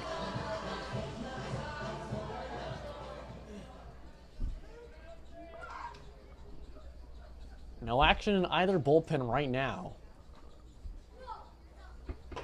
Johnson watches that one in there for strike 1.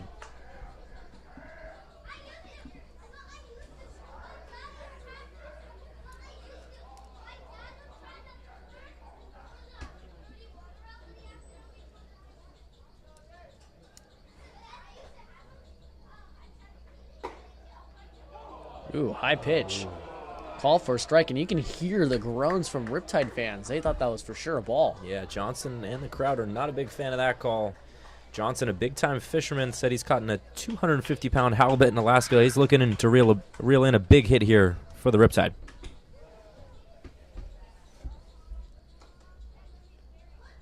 Oh, 2. High and away, just missed. It's 1-2. Sure, Chris Maher didn't want to call that one after that last called strike and get the fans angry. I think Nelson's trying to figure out just how big that strike zone might be. Yeah, I'm with you on that one. He's trying to experiment a little bit more without causing too much damage. 1-2. Johnson hits this one well the opposite way. Will it stay fair? No, it won't. Just goes foul. Yeah, that one had a good chance and could have been a real impact play, but seemed like Johnson knew it off the bat that it just wasn't quite in play. Well, Johnson's saying 6'1", 190, and when he barrels one up, it flies out in a hurry.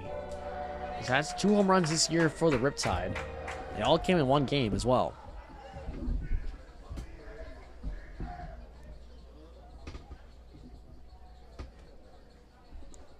Nelson brings the glove above his head. Now he delivers. Osby just misses upstairs. It's 2-2. Johnson putting together a really nice at-bat. Working the count. Yeah, Johnson said he's gotten a lot of at-bats this summer and is certainly seeing an improvement in his play at the plate. Looking to keep it going for the Riptide here, bottom of the 8th. Johnson checks his swing, and the home plate umpire, Chris Maher, says he went around on strike 3. Johnson is not happy about that call one bit. No, he isn't, but that's going to be the end of the 8th inning. We're heading into the 9th inning, and what could be not the final inning of play. We're tied here at 1.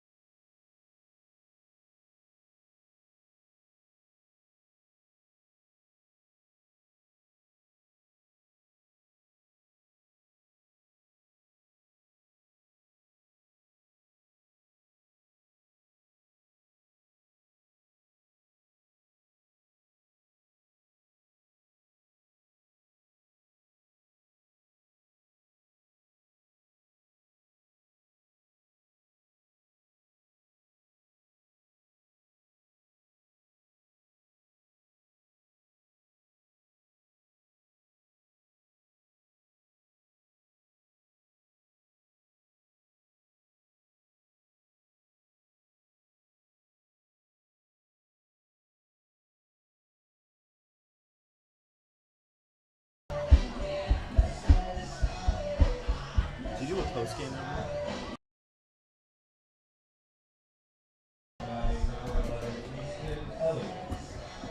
Ninth inning of play here at the Great Park. And what a quick game this has been.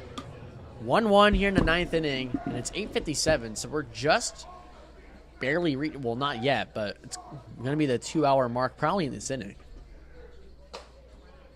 Strike 1 taken by Easton Elliott, the dual hitter who's playing left field. He has the only hit of the game for the Saints.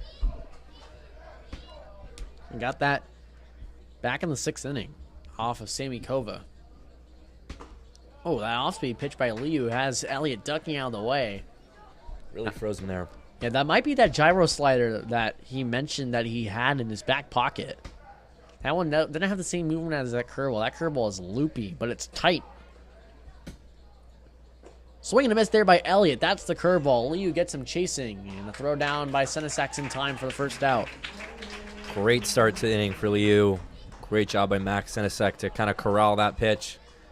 But he's certainly got his best stuff going here in the top 9. Well, technically, actually, Liu categorizes that curveball as a sweeper. Has 15 break on it. It's thrown at 80 to 82 with the fastball around 90 to 93. Top bat at 95 as well. And that gyro slider goes 84 to 87. It's really hard for hitters to see it out of his hand, especially lefties. It's 1-0 on 3-hole hitter Alex Burge.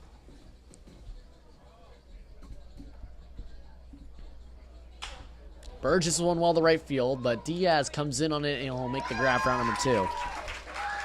Definitely well struck by Burge, but Diaz has no time corral on that. So besides Art Liu in the bullpen for the Riptide, they have Sam Hasagawa, who's a reliever. Seth Spencer, who's a lefty starter, and Chris Canada, who's a lefty reliever. But Canada and Hasagawa pitched here in the last home game for the Riptide back on Thursday. So we'll see if they would be ready to go if Spencer wants to put in another lefty with this heavy lefty hitting lineup in the Saints. 1-0 here on a righty and Joey Craig. Yeah, if Coach Connor Spencer and the Riptide staff decide to go with the righties, Tommy McGuire and Bunnell might be the choices. This game goes to extras as Liu pumps in another strike. Yeah, 1-1. It's kind of been the issue for Liu. When he hasn't had his game, he's walked a fair amount of his batters. That one's a bit inside. 2-1. He goes, you can say 110% when he throws his pitches. He throws them at max velocity when he can. Max spin as well. Absolutely. Definitely a guy who cares a lot about his on-field performance. So it's a chopper to third baseman Reese. Can he make the play? No, he won't. He had to try to get that on the hop, but he doesn't. Yeah, tough play there for Ace Reese. Just can't quite come up with the ball. Hopefully Arthur Liu doesn't let it get to him too much here as the Arroyo Seco lineup will keep moving on. It's going to be ruled an error on Reese, which is unfortunate because, you know, those choppers like that, it's hard for a fielder to really make a play on that. Reese was trying to get on the short hop, but fortunately from where he was, he couldn't really get that on the short hop. It was probably a bit too long for him. Luckily, Camden Bates was there to back it up. Not Yes. too much damage done for the Riptide defense. Another lefty and Joey Donnelly from Cal. Curveball inside for ball one. I'm sure Liu might have the upper hand. I know they're teammates at Cal. I'm sure they faced each other plenty of times before the regular season started for the Golden Bears. Something to note as well, no movement in the Riptide bullpen. Hopefully Liu doesn't lose control here, as the Riptide are really counting on him to get out of this inning. Just needs one more out. Yeah, they're sticking with their guy in Arthur Liu. Donnelly's appeared in 18 games during his 2 years at Cal, only started in 5. Fastball upstairs now 3-0.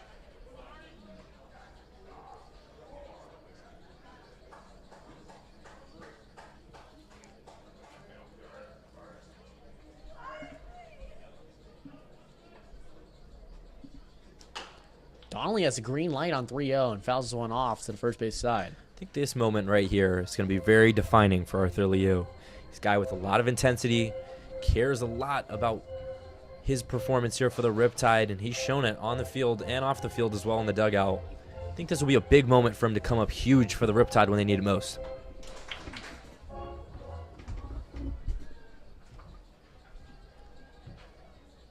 Liu's going to back pick over the first base to check on Joey Craig. Nothing doing, though, from Craig. Craig's got a lot of movement over there. I think he's trying to mess with Liu's time, and I think it's a wise choice to make him think twice about his big leads. And now he's decreasing that lead, and Liu's going to go back there again.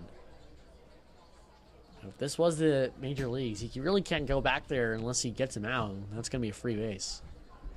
But here in summer ball, you can do whatever you want with the runners on base. Donnelly lines this one up the middle for a base hit. Oh, here comes the runner from first base in Craig, and he will be safe. Ace Reese couldn't put a squeeze on that throw from Jackson Kemmerer, which was on line. Yeah, great throw there from Kemmer. Ace Reese would have had to catch it perfectly and tag the runner out. Just couldn't quite get a handle on it. Seco Saints really threatening now with a runner on third and second. But again, Riptide only need one more out of Arthur Liu. Well, they faced each other, I'm sure, a lot in practice at Cal in 2023, heading into 2024.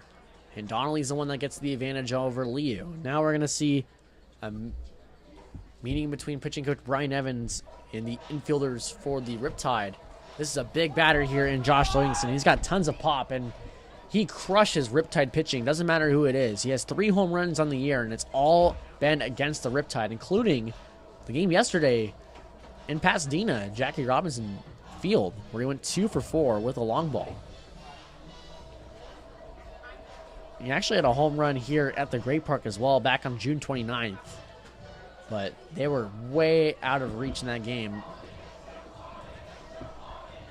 Livingston home run, I think that home run was the first run of the game for the Saints when they were down by double digits, or at least almost by double digits. They ended up losing that game 11-4. And that was a time when the Riptide, their offense was, you know, on fire, almost averaging around 7 to 8 runs a game. But honestly, in the last few games, their offense has really gone cold. Big sign of confidence there from pitching coach Brian Evans to leave Arthur Liu out there. I think he really has a lot of faith in him to get out of this inning. He's shown he's got the stuff. And it's time to put it to the test against one of Arroyo Seco's best hitters.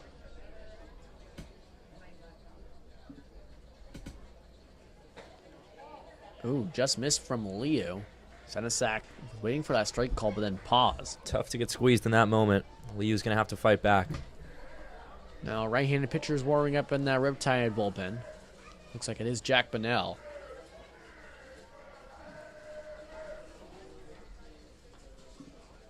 Livingston skies one. And this one's going to go foul past the Riptide dugout. According to Wichita State head coach Brian Green, he says Livingston's exit velo exceeds 105 miles per hour normally. You know, Green said that he's a true baseball junkie, smart hitter, knows when to sit on pitches.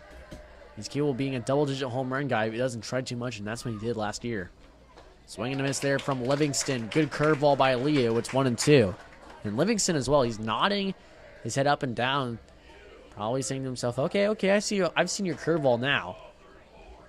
He acknowledges it, and now he stored that one into the data bank.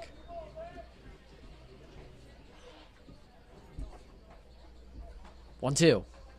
Swing and a miss. A big-time strikeout by Arthur Liu to end the inning with runners on second and third. That is huge. Not only for this game, but when you think about it in the grand scheme of things, that's a big-time play when it comes to CCL playoffs as well.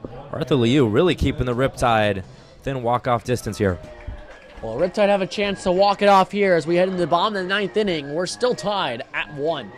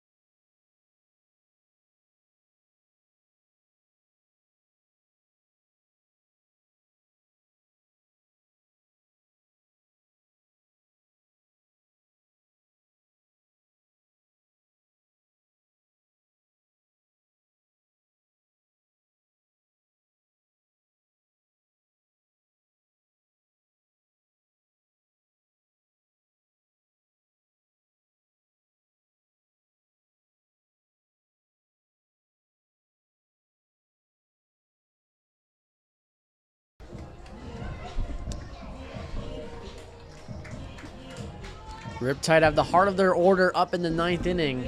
It's Ace Reese, Jack Cameron, and J.C. Allen to face Brady Nelson, who's on for his third inning of work out of the bullpen.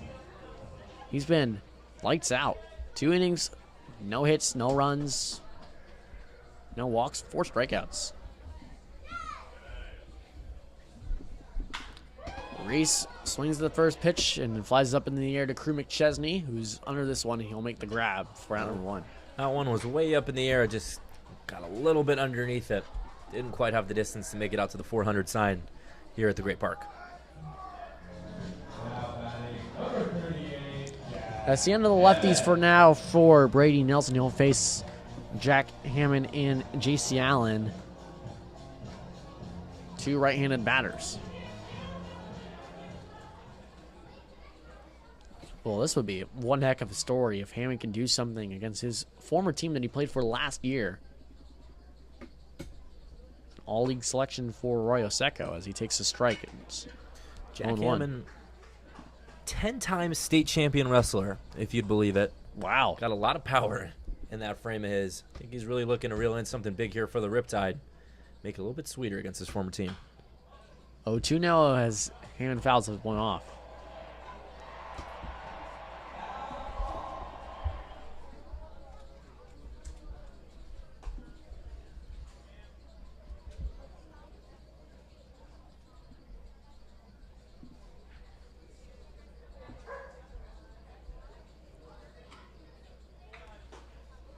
Is away for ball 1-1-2. Hammond, the native of Oklahoma. Really looking to make a difference here. Biggest reason for quitting wrestling? Said he was tired of cutting weight. Oh, yeah. That is honestly a big reason why a lot of wrestlers quit the sport. I mean, I've heard horror stories about some of what these guys would do that just cut down on weight. Ooh, change up fooled Hammond, but that's a bit upstairs, 2-2. Riptide seem to have a lot of history with wrestling. One of our interns here, we've had Greg Kirby, number 4 wrestler in the NCAA here for Penn State, was at a couple of games this year for us. Shout out. 2-2. Hammond this one up in the air, and that's going to go out of play.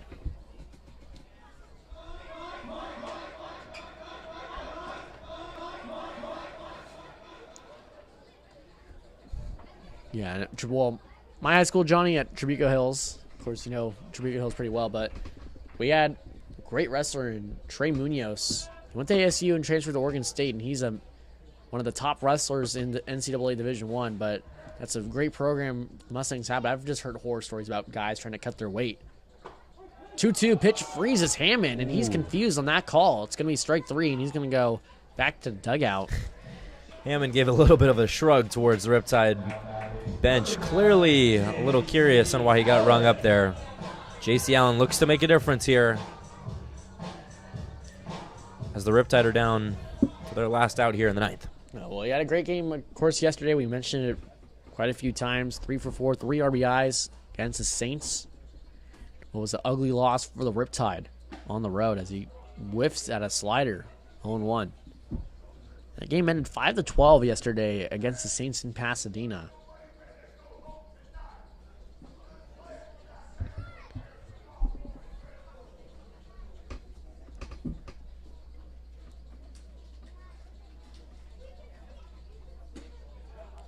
One just misses away. Burge tried framing that one, but Chris Maher doesn't budge behind home plate.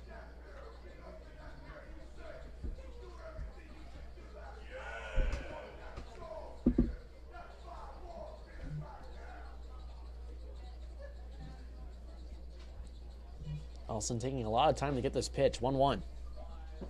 That changeup's in the dirt. It's 2-1. Yeah, Allen not fooled there by the change of pace. No. Watch that one go low. Riptide fans still making a lot of noise here, even as the game has crept past 9 o'clock.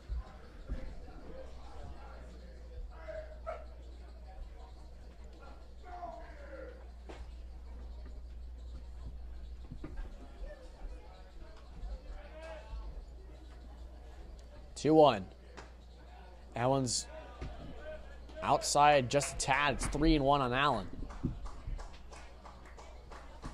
I think he was asking Maher how close that was to the plate, and Maher said, no, not really close. So From the Wild Rivers press box, did not look too close. Allen rips this one to left field. It's going to go down for a double. Off the fence there in the outfield. He got a hold of that anymore. Might not be playing anymore. Yeah, that was very close indeed to being the walk-off that Riptide team and the fans were hoping for, but that's a great hit, stung into the gap by J.C. Allen. Here comes a guy that has hit a home run in this game. It's Camden Bates. Got one in the 5th. Camden Bates, a fresh face to the Riptide, but already making an impact. Seeing if he can't do more for his newfound club. The Riptide are looking to celebrate a win tonight, and you should have an excuse to celebrate any occasion. Head over to excusecelebrate.com, where the goal is to produce fun and unique designs tailored to your vision.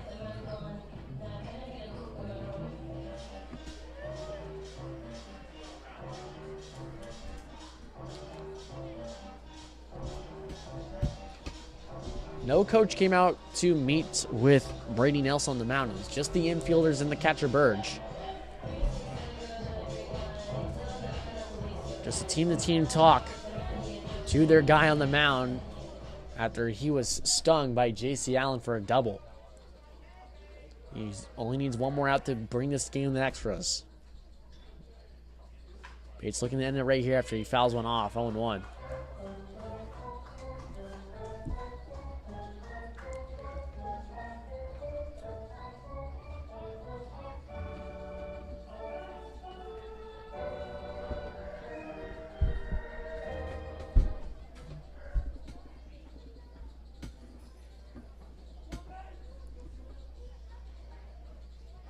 Connolly backs off second. Bates whiffs at a slider in the dirt. It's 0-2. Almost gets away from the catcher, Burge, but still corrals it, so J.C. Allen remains at second. Yeah, Burge has done a nice job behind home plate tonight for the Saints. Hasn't really gotten any ball by him. Especially, Riptide have left a few runners on base. It's now 0-2 for Bates, who might have to shorten his approach a bit. With the Riptide threatening, bottom 9.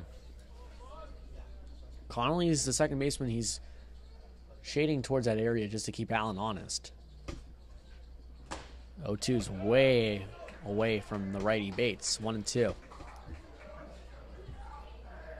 this was the same issue that Nelson had against Allen, where he tried expanding the zone a little bit too much and got away from his knowledge of the zone a little bit, trying to get a chase, but didn't get in. And Allen worked himself back into the count, and he were up to double down the left field line. Bates is trying to do the same.